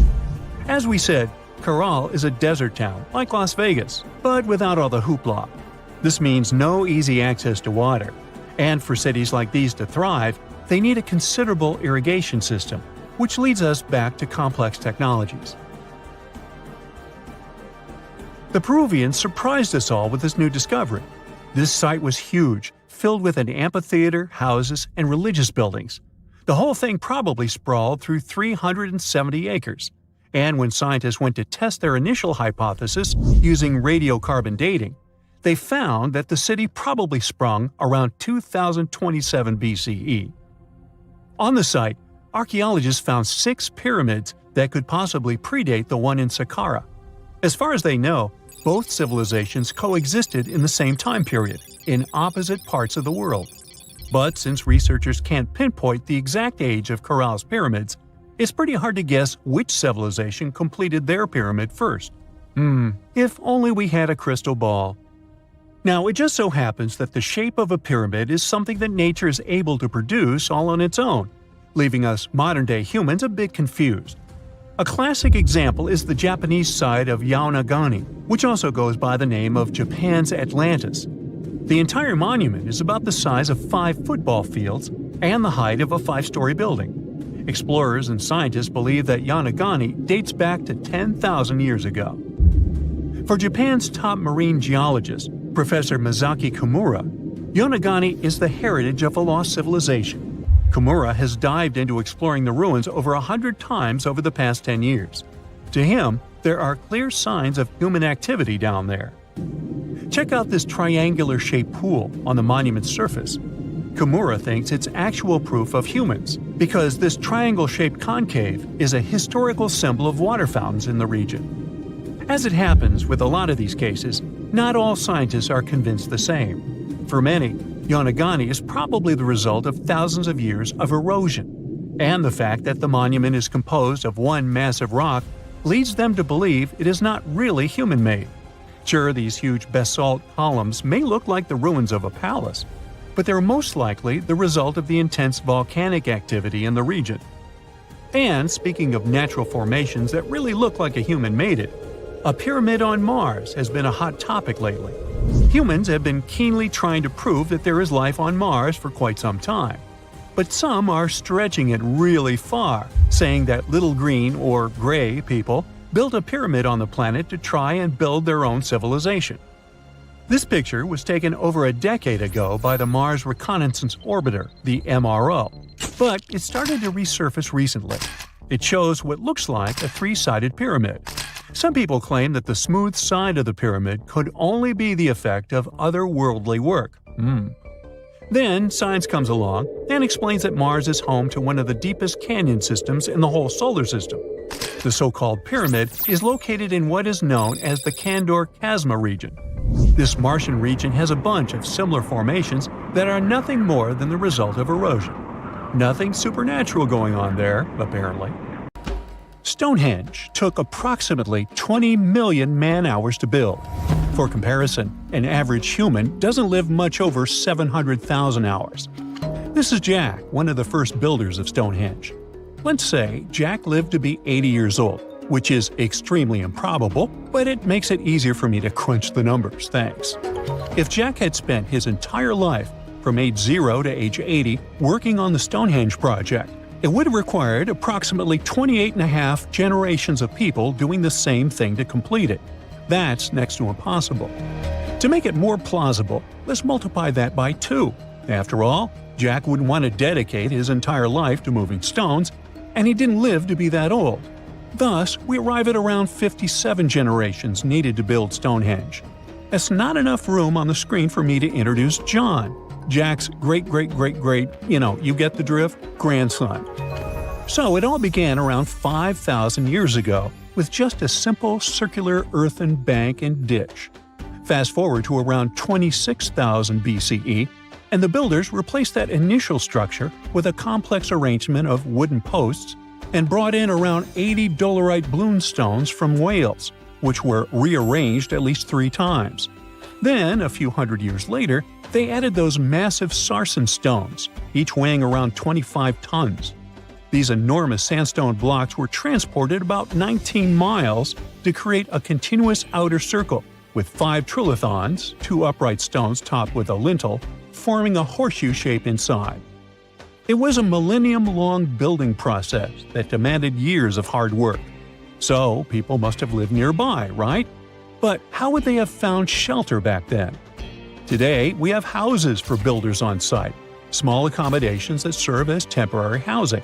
But structures like this definitely didn't exist when Stonehenge was constructed, did they? Well, actually, they existed, and some recent archaeological digs near Stonehenge prove it. Archaeologists found this Stone Age eco-home, which is a huge deal since it's one of the earliest settlements in the area. This newly uncovered Mesolithic home dates back to around the year 4300 BCE. Let's take a closer look at this house, shall we? Now, for the walls, people back then used a large fallen tree, its trunk to be more precise. These wooden walls were reinforced with flint, and they even lined the pit left by the uprooted tree with cobblestones. To create the roof, they opted for animal hides, which sounds like a wise choice. They must have provided protection against the unpredictable weather of the British Isles. Now, you might be wondering, the weather in Britain is indeed unpredictable, and it has been that way since time immemorial. So, how did the builders manage throughout most of the year, particularly during the winter months? Well, the answer is simple. There was a hearth on site, which isn't surprising, but the system they employed was quite ingenious. A hearth inside the house would have posed too great a risk, yet bringing hot stones into the dwelling was perfectly safe. While they were hot, they couldn't ignite the building. So they used these stones from the hearth as a heat storage system to keep warm at night. And as a final touch, they even incorporated various stones for decoration. They didn't exactly get a Pinterest house, but it added a touch of elegance for sure. And if you think this discovery is merely about the houses, think again. It significantly changes our understanding of how people lived during that time. This discovery places them in an important prehistoric setting right at the start of the Neolithic area, sparking some interesting questions about whether these early folks could be related to the people who built Stonehenge. But there's a big worry. Experts are concerned that this significant find, along with other buried archaeological sites, could be at risk if the authorities go ahead with plans to build a tunnel to reroute the A303 away from the World Heritage Site. Sure thing the house the scientists found wasn't in perfect shape, and it lacked some crucial elements people use for living. Some of them decayed over time, while others were simply absent. So the scientists took 20 tons of chalk, 5,000 hazel rods, and 3 tons of straw, and used all this to recreate the 4,500-year-old design houses. These new buildings are located close to Stonehenge, which is incredible since in this area, planning permission for even a new cowshed is problematic. So, what are these houses like? Well, first off, there are 4 of them, and they're oval-shaped. They're built on the foundation of real houses that stood there about 4,500 years ago, just around the time the Stonehenge Eco House was going up. The houses aren't very big, they're single-room structures. When it comes to dimensions, it was straightforward to estimate since we could gauge the size of the roof and the height of the walls based on the foundations. Each side measures about 16 feet. However, the roof structure remains a bit of a mystery. There were a few differing thatching techniques back then, so pinpointing the exact method used for these dwellings is kind of a guessing game. For now, we think it involves knotted or tied straw carefully secured onto a hazel-woven frame. When fires are lit, the smoke from the hearth wafts up through the thatched roof. Now, remember those 20 tons of chalk? That was needed for the floors and walls. The white chalk walls and floors reflect sunlight and capture heat from the fire. But here's the kicker. The builders encountered a challenge because the ground was so waterlogged that some of the chalk floors took weeks to dry out. By the time they should have been bone dry, they were still as sticky as chewing gum. Now, it's safe to say people 4,500 years ago faced similar struggles, and we can really appreciate what they went through while building their homes. The final layer of daub was applied using rags, giving a smooth, almost shiny finish that looks surprisingly classy. The interiors are furnished with wooden and wicker beds and shelves, along with clay pots and jars, all centered around a cozy hearth. The spaces feel surprisingly roomy and are filled with light that streams in through the thatched roof, bouncing off those white walls. Plus, the woven furniture adds a nice touch of authenticity to the vibe. The fires have been lit, and the first meal, bread crafted from flour ground on a stone mill next to the hearth, has been prepared.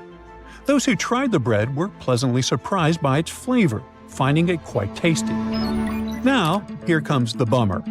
Those who recreated the houses did cheat a little. While the materials used were authentic, the tools weren't. They used cement mixers to mix the daub, wheelbarrows to transport the timber, and logs by the hearth were split with steel axes instead of stone ones. Still, the builders aren't professionals, they're volunteers. So I think a bit of cheating is totally cool in this case. There are other volunteers on site who are more than happy to chat about the daily activities of the Stonehenge builders, from grinding grain with a quern to making rope from rushes. But these houses and the Eco House aren't the only remarkable things in the Stonehenge area. Some years ago, archaeologists uncovered a burial site close to Stonehenge that predates the monument itself. This Neolithic long barrow, dating back approximately 56 to 5,700 years, likely contains the remains of some of Britain's earliest inhabitants. The burial site was identified through aerial images that revealed its distinct shape beneath the crops. Salisbury Plain is rich with ancient sites, including Stonehenge, various mounds, and monuments. The area has remained undisturbed over the centuries, which is likely why so many ancient structures are still intact. This discovery also shows a significant shift in human lifestyle during that era, marking a transition from a nomadic existence to settled farming and animal husbandry, much like the Eco House itself. The long barrow in question measures about 85 feet long and 65 feet wide, though much of its above-ground structure has been lost to farming over the years.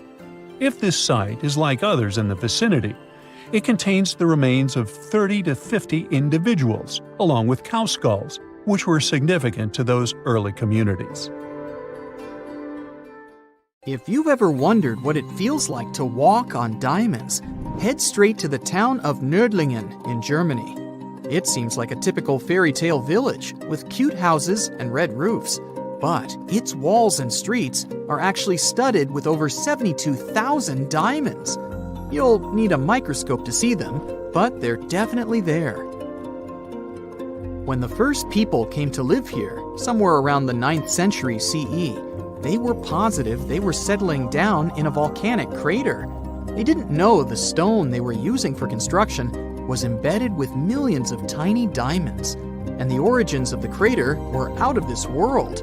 An asteroid slightly larger than half a mile in diameter hit our planet around 14.5 million years ago in what is now Bavaria and left a crater 16 miles wide. The bedrock was under such intense heat and pressure that the bubbles of carbon inside transformed into tiny diamonds at a concentration like nowhere else in the world. The locals didn't pay attention to their houses, built of what was left of that asteroid impact, shimmering on sunrise. Then, in the 1960s, 2 geologists arrived from the USA, studied the landscape from a distance, and noticed it didn't look exactly like a volcanic crater. After further research, they realized their theory that the crater was shaped from above and not from below proved right. They even had to change school books after the discovery, not to mislead the students.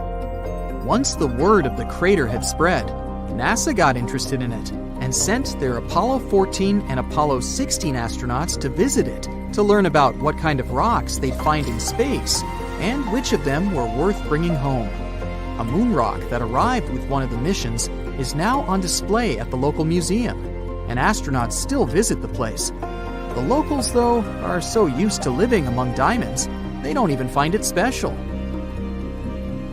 The Australian town of Coober Pedy is known as the opal capital of the world and exists completely underground. The town even has the first 4-star underground hotel in the world. The reason people settled in this area was to work at an opal mine.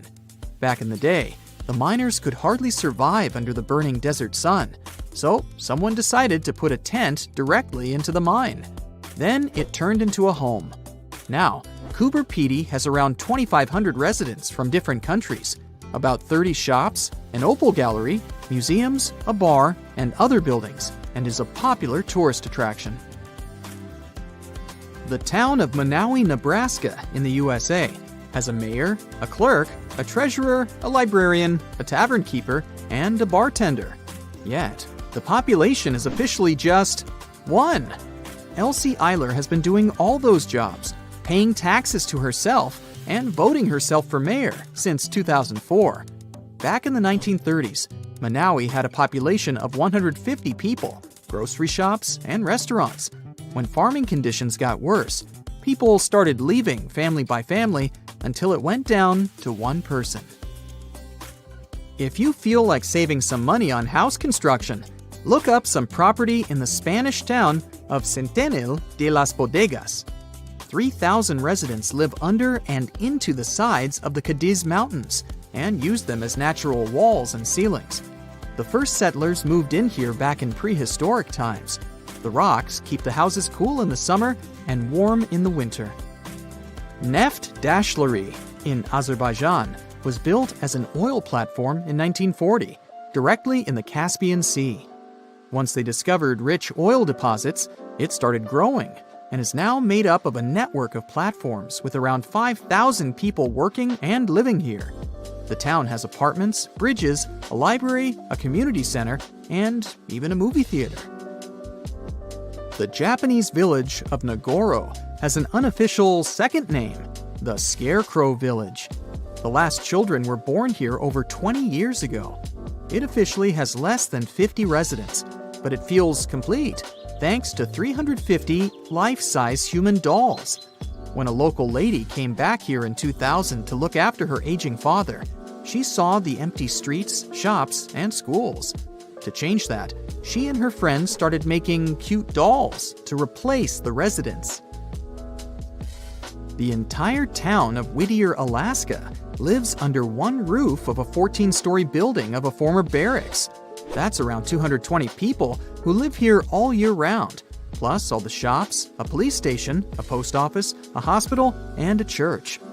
The locals are mostly working in commercial fishing, recreation, and tourism, or for the state ferry and railroad. The idea behind having everyone and everything in one place is to save money on heating in the always cold climate and let the people do all their business inside. This way, they don't have to face the unbearably strong winds. There's a town in Svalbard, Norway called Longyearbyen, where the sun sets on October 25th and doesn't rise again for the next 4 months. When it rises again in spring, the locals gather on the step of an old hospital at 12:15 to welcome the sun and celebrate its return. Then, it doesn't set for over 4 months. It happens because of the way the Earth is tilted on its axis. The sun only rises and sets once each year at the North and South Poles. Longyearbyen is the northernmost town in the world, so it gets affected by that.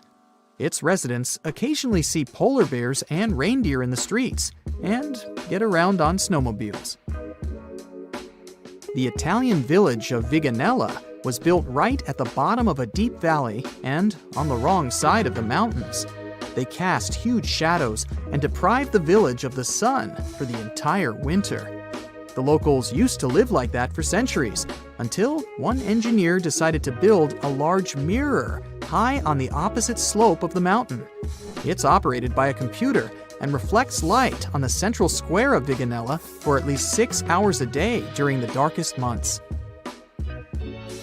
Santa Cruz del Islote in Colombia is one of the world's most crowded islands, with around 600 residents in a 2.5-acre area. Fishermen built this island on a coral platform over a century ago. They chose it because of its beautiful location and the absence of mosquitoes. The families of the original settlers were growing, and most of them never left the island. You'll only find people with 6 different last names living here. When the family needs extra space, they just add an extra floor to one of around 100 homes in town. Now it has a school, shops, a church, and 1 restaurant. There is no traffic, since the streets aren't wide enough for cars or trucks, and the distances are perfectly walkable. No one on the island locks their doors, because everyone knows each other, and there hasn't been a single crime. Another place where people don't lock their doors is the Shani Shingnapur village in India. In fact, local homes and even shops don't have front doors, keys, and locks, but locals never feel unsafe. Residents believe their village is under the protection of Lord Shani, who will punish anyone who tries to steal something. A legend says that around 300 years ago, after heavy rain and flooding, the locals found a huge rock. The same night, Lord Shani appeared in the dreams of the village head and promised to protect the village if they kept the rock in the village unsheltered. The deity would live on the rock and oversee the village. Once the first bank opened in the village, they added a glass entrance and a barely visible electromagnetic lock with a remote control to respect the tradition. If you're looking for the most relaxed place in the world, check out the Villages in Florida. You can't move here unless there is at least one person over 55 in your home. And you'd have to leave behind any family members under 19. The most popular means of transportation in the villages is a golf cart. There are all sorts of free fun activities for the residents, so it's far from boring. What if I told you you just won a round-the-world trip to visit the planet's most famous landmarks? Nice, right? But there's a catch. You might be visiting them for the last time in your life. That's because these landmarks are threatened to disappear during your lifetime. Yikes! Ah, Paris, the city of love. For our modern eyes, it's hard to imagine the city without its most famous landmark, the Eiffel Tower. But it wasn't always there, of course. Gustav Eiffel, the tower's architect, was commissioned to expose it during the 1889 World Fair. But the so-called Iron Lady was only meant to stand for 20 years. After that, it was going to be demolished, except that, this plan was never implemented. The tower wasn't taken down because of an antenna built on top of the tower, and it conducts wireless signals. But there's a problem. The Iron Lady is made of iron. And with time and bad weather, which Paris happens to get a lot of, iron deteriorates. It rusts, and this rusting makes the iron weak, up until the point where it can crack. And if a tower that is made purely of iron starts to crack, you know what this means. No more selfies eating croissants in front of the famous Tour Eiffel. Apparently, French authorities are aware that this is happening, but instead of repairing the whole tower, they're kind of just painting over the rust. Your next stop is in beautiful Rome. You are here to visit, you guessed it, the Colosseum, one of the world's most visited monuments. The gladiators used to put on shows there. Well, you might as well say arrivederci to it while you can. Like a lot of ancient monuments, the Colosseum is in danger of disappearing. It survived for almost 2,000 years since it was commissioned by Emperor Vespasian. But due to yearly exposure to harsh weather, the monument is getting weaker. The problem here is mainly snow. When snow falls upon the Colosseum, the freezing water infiltrates the cracks of the rocks and makes them bloat.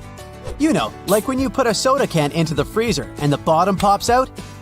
I know, snow is a kind of infrequent visitor in Rome, but even rare below-zero temperatures can damage the Colosseum seriously.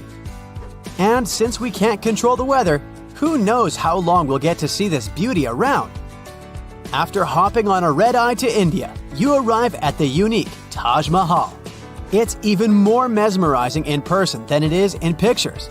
The Taj is one of the 7 wonders of the modern world. But why is it at risk of disappearing, you might ask? The monument was finished way back in 1643. It was made with pristine white marble as a gift from Emperor Shah Jahan to his beloved wife. But if our white shirts get dirty just by stepping outside the house, imagine an open-air monument that has existed for over 4 centuries. The Taj Mahal is located in the city of Agra, right beside the Yamuna River.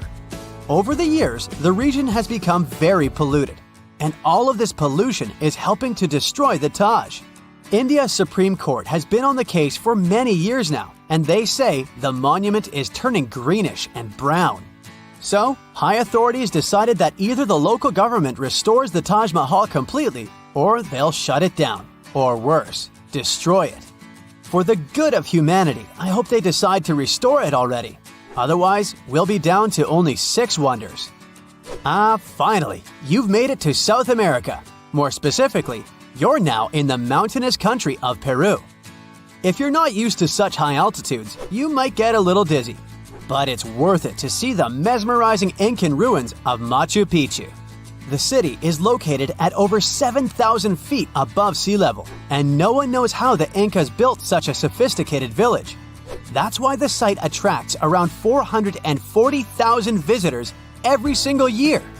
But since regulation is not so strict, the site is also slowly deteriorating. Machu Picchu may be the victim of something known as over-tourism.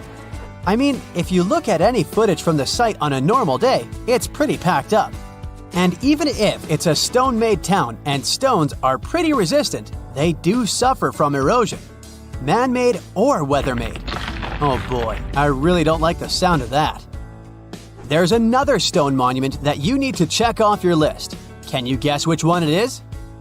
Yup, Stonehenge. Located in the peaceful hills of Wiltshire, England, Stonehenge has been around for over 5,000 years. Well, nobody knows exactly when it was built, but bear with me. If the only cause for disappearance would be erosion, then it would make the monument millions of years before it disappeared. But that's not the case.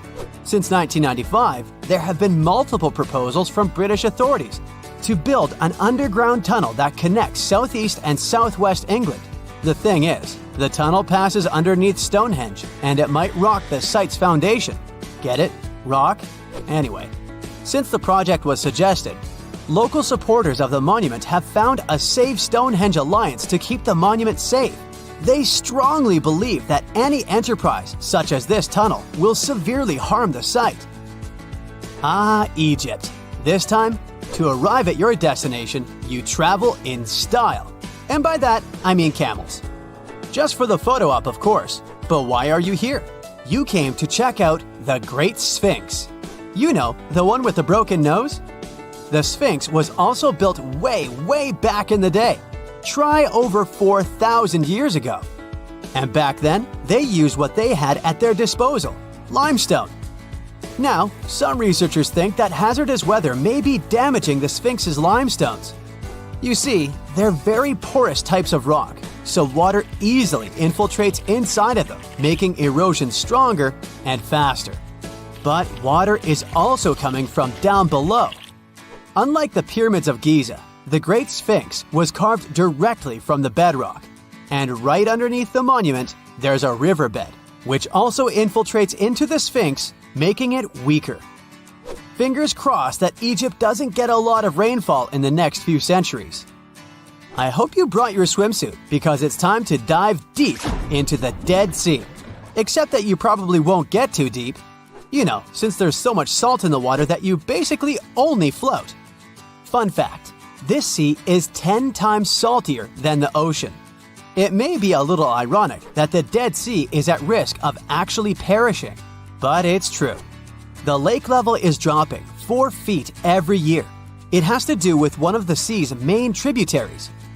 A tributary is a river that flows into a much larger body of water. The thing is, the region is not so rich in natural water, so some of the local authorities ended up diverting small tributaries for basic human uses. But since every action has a reaction, the Dead Sea is now facing some difficulties. Back in the USA, it's time to visit the city that never sleeps. And if you've understood this trip by now, you already know the landmark we're visiting. It's Lady Liberty. It may come as a surprise to some, but the famous Statue of Liberty was originally copper. It's turned green due to oxidation. I mean, maybe I would also turn green if I was constantly exposed to New York's harsh weather. Some researchers say that air pollution can also speed up oxidation processes, threatening the long life of Lady Liberty. Of course, New York City does its share of maintenance. Hopefully it'll be enough for us to keep seeing the statue during our lifetime. Hey, it's time to head back home. I sure enjoyed this trip. Hope you did too. Let's hope we can still visit these places.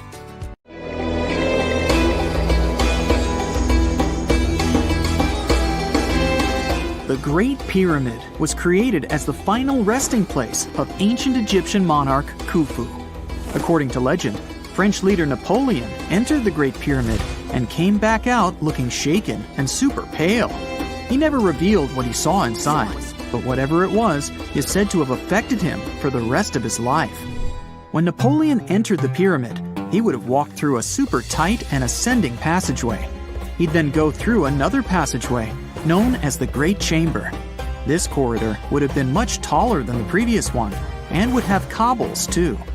He'd then reach the King's Chamber, the centerpiece of the Great Pyramid, which was lined with huge blocks of granite. But it wouldn't have looked as grand as we might imagine. There are no hieroglyphics decorating its walls, as Egyptians only began decorating the burial chambers of pyramids much later on.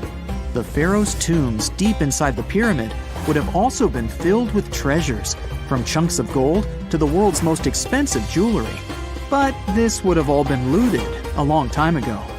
The only thing that probably would have been left in there would have been a huge sarcophagus, which would have once contained the king's mummy. He'd also have to walk past the queen's chamber. This room most likely didn't hold any queens though, as pyramids were usually only built for one person. There are mysterious tunnels leading from here. To this day, no one is really sure what they're there for. And that's not the only mysterious and creepy thing Napoleon may have encountered, as stories of pharaohs leaving ancient curses on pyramids go way back. Many pyramids had warnings written on the outside, telling of horrifying things that would happen to those who entered and disturbed the peace. We might not know what exactly Napoleon found in the Great Pyramid that scared him so much, but we know for sure what was found in Tutankhamun's tomb. Tutankhamun was an ancient Egyptian pharaoh who was only 8 or 9 years old when he took to the throne. He became a cultural phenomenon when his tomb was discovered almost completely intact in 1922. His pyramid sits in the Valley of Kings in Thebes, modern Luxor, which is in Egypt.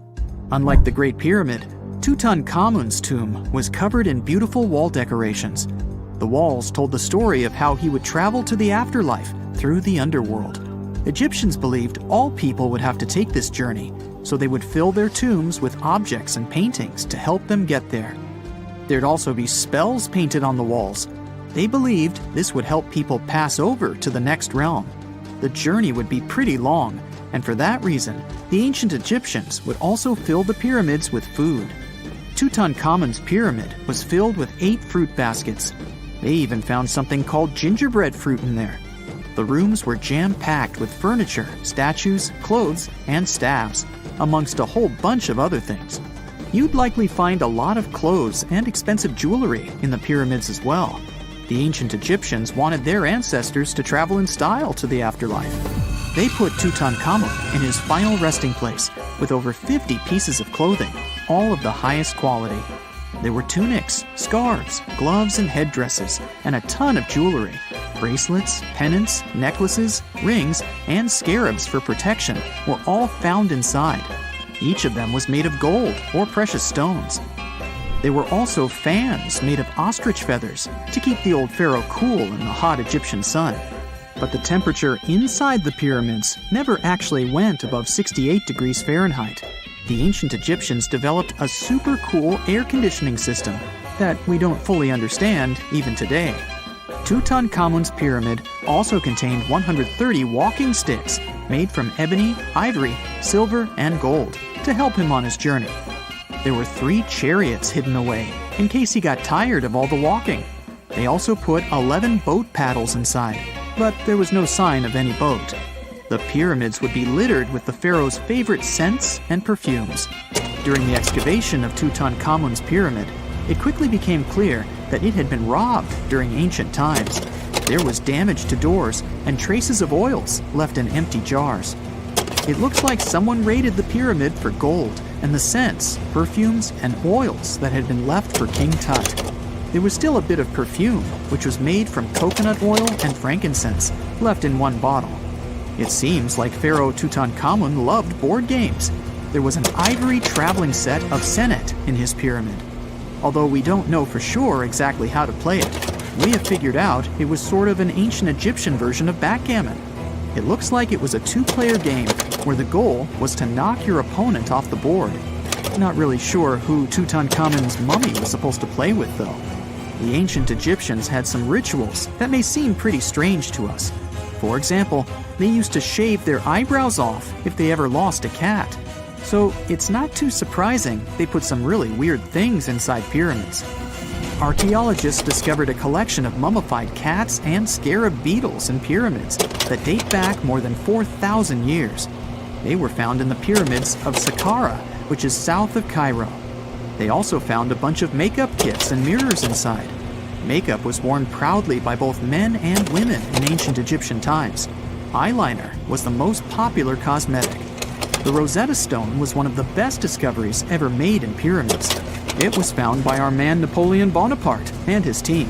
It's a black granite rock that dates back to 196 BCE. It's transcribed in Greek, Demotic, and hieroglyphic. When it was translated in 1822, we got the key to understanding ancient Egyptian hieroglyphics for the very first time. The discovery of Queen Hatshepsut's mummy in 1903 changed our understanding of the Egyptians forever. After she had passed away, her successor, Thutmose III, removed most of the evidence of her reign, so we basically knew nothing about Egypt's first great female leader. She's now gone on to become one of the few and most famous female pharaohs of Egypt. Pharaoh Khufu even had a fully fledged boat in his pyramid. Archaeologists uncovered more than 1,200 pieces of a giant boat near the Great Pyramid at Giza. They reassembled the boat, and it's a whopping 144 feet long. It's most likely a solar boat, which was designed to carry the resurrected king with the deity Ra. Fun fact, the Pyramid of Giza is the last remaining of the 7 wonders of the ancient world. The other 6 are the Hanging Gardens, the Colossus, the Temple of Artemis, the Mausoleum, the Lighthouse, and the Statue of Zeus. This pyramid was also the world's tallest man-made structure for 3,800 years, and it's the biggest pyramid in Egypt.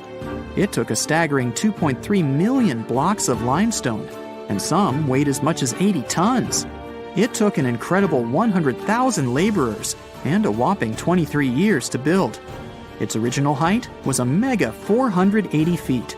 In 2017, archaeologists discovered something weird about Egypt's Great Pyramid. There's a hidden void that's at least 100 feet long, and no one really knows why it's there or what's actually inside it. The weird void is the first inner structure discovered within the 4,500-year-old pyramid since the 1800s. Scientists used cosmic rays to detect the massive hole, but are still no closer today to finding out what's inside. The ancient Egyptians took a lot of care building the pyramids, and everything was strategically placed and structurally sound, so it's super unlikely that this hole is due to blocks falling over time. Loads of pyramids also contain small model figurines called ushabti. These represented attendants. They believed they would come to life to serve the pharaohs in the afterlife. But it's amazing that all this stuff actually fit inside. There isn't actually a huge amount of space inside the structures. It's mostly just rock. The year is 2160. The place, the Pacific Ocean off the coast of Japan. The ocean seems calm, at least the surface does. The ocean floor is cracking right now. Boom! The earth opens up, magma shoots out. The crack in the ocean floor triggers an earthquake, and a massive amount of energy shoots into the ocean. And now for gravity to get involved. It pulls the water down and makes it move faster and faster. It's a tsunami. A wave as high as a skyscraper plows toward Tokyo at 500 miles per hour. That's millions of tons of water. It would be awesome to take a picture of it, but there's no time to admire the power of nature. The tsunami's about to hit Tokyo Bay. The tsunami smashes ashore and starts attacking the largest structure on the planet, the Tokyo Pyramid Metropolis. It's 6,600 feet tall. That's 5 times the height of the Empire State Building. Imagine if the entire population of Denver, Colorado lived and worked in one building. The Tokyo Pyramid Metropolis, TPM, can handle 750,000 people at a time. Incredibly, the structure withstands the impact, and most of the tsunami's energy seems to have just disappeared. This time, engineering stands up to nature. TPM was built by the Shimizu Corporation, which was founded in 1804. The pyramid is the most stable structure around. If you don't believe me, go to Egypt and see the Great Pyramid of Giza. It's lasted 4,500 years and it's still going strong. The TPM is built on water and consists of 204 individual pyramids. They look like bunches of grapes stacked on top of each other, 8 tiers in all. Only in this case, each grape is the size of a Vegas casino. The TPM's actually hollow. That's how it defends itself against typhoons and tsunamis. It doesn't meet the wind and waves head-on, but lets all that energy just pass right through it. Robots and autonomous control systems run this place. It runs on solar, wind, and wave energy. The pyramids are connected by passages, all in all about 85 miles worth.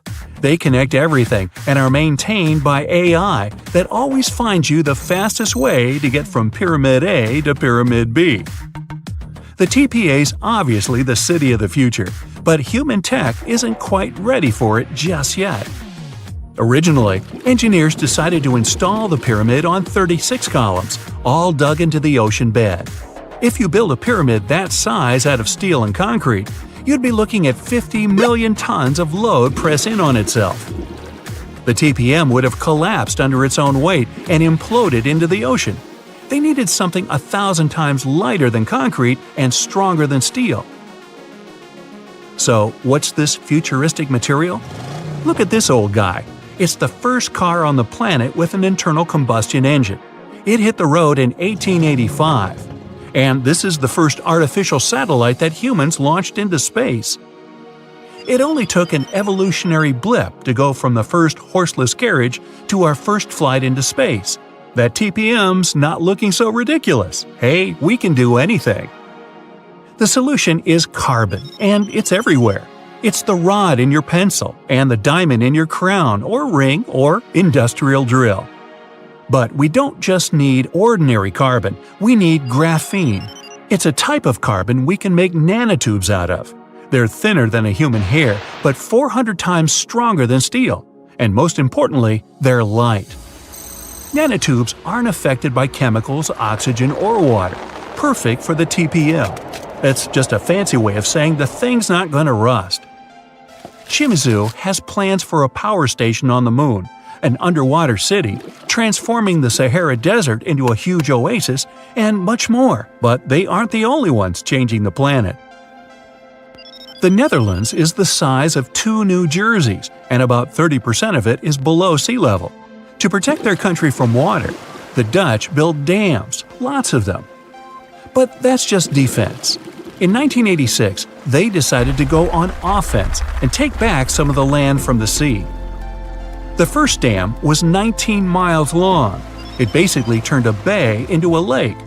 The second dam sealed the deal.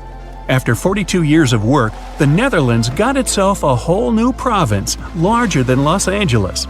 Humans have done the same thing all over the world, like in Hong Kong, the Philippines, Italy. Hey, take that, water! What about building stuff on land that's already land? Before NASA's missions to Mars, the most expensive project in history was the construction of the interstate highway system in the United States. It took about 35 years to finish. In today's money, it cost about $530 billion. All that cash bought 46,000 miles of road. That's almost 2 times around the globe. There are over 270 million vehicles in the U.S., more than Japan, Brazil, India, and Germany combined. But in terms of sheer effort, the roads of Rome were way more impressive. Over 2,000 years before the first automobile, the Romans built a huge network of roads, 50,000 miles long. They connected Ireland with Egypt and Turkey with Spain. The roads were pretty safe, and travelers could stay in hotels, dine in cafes, or mail a letter at the nearest post office. Only about 30% of the Earth's surface is land. The world's oceans, rivers, and lakes are full of life, and it seemed like a ridiculous task to catalog everything living in there. But 2,700 scientists from 80 countries decided to team up to do it. The cost? $650 million. Those scientists spent 10 years searching for old and new species. It was one of the biggest science projects ever attempted. They even discovered about 6,000 new species of fish, squid, and algae. The Great Wall of China is huge. 13,000 miles of walls, natural barriers, and trenches. That's about 2 times the distance from Alaska to Australia. They built it over a period of 2,000 years, with no trucks, bulldozers, electricity, just raw people power. Modern China's not exactly dropping the ball. In 2 years, China used more concrete for construction than the US ever did. I mean ever. Roads, cities, airports, everything there is huge. The Three Gorges Dam is definitely the new Great Wall of China. Over 7,600 feet long and 600 feet high. You're looking at 3 times more concrete and steel than the Hoover Dam. It's the largest concrete structure in the world and cost about $37 billion. More than 1 million people had to pack up and move to make way for it. Switzerland has the longest and deepest railway tunnel on the planet. Under the snowy Alps, builders dug 35 miles of tunnels. Every day, 200 freight and passenger trains pass through it. The amount of rock they took out to make the tunnel is about the same as 5 Great Pyramids. The whole thing cost about $12 billion. Egypt's one of the oldest nations on the planet, but now they're building one of the newest cities. It's going to be about the size of Singapore and filled with 6 million lucky people. There's going to be apartments, government buildings, entertainment, even an opera house. Oh, and a park that'll make Central Park look like someone's backyard. When it's finished, it'll be Egypt's new capital. So why bother? Well, by 2050, Cairo's going to have about 40 million people in it. Looks like they'll need more than one new city. The first flights to the moon cost about $280 billion in today's money. But SpaceX isn't letting price get in its way. The company plans to build a colony on Mars with a population of 1 million by 2050. They claim that once the program starts, you'll be able to buy a ticket to Mars for as little as $100,000. But the biggest science project ever is definitely the International Space Station. It weighs as much as 2 Boeing 747s and zooms through space at the speed of 17,500 miles per hour. That pencils out to be 5 miles per second. The station orbits the Earth 16 times per day, and it doesn't come cheap. Luckily, a whole bunch of countries share the bill, but it's definitely the most expensive room service anywhere in the galaxy. It costs $10,000 to deliver a bottle of water from Earth to the space station. Hey, at that price, I think it's important to ask, sparkling or still? That's it for today. So hey, if you pacified your curiosity, then give the video a like and share it with your friends. Or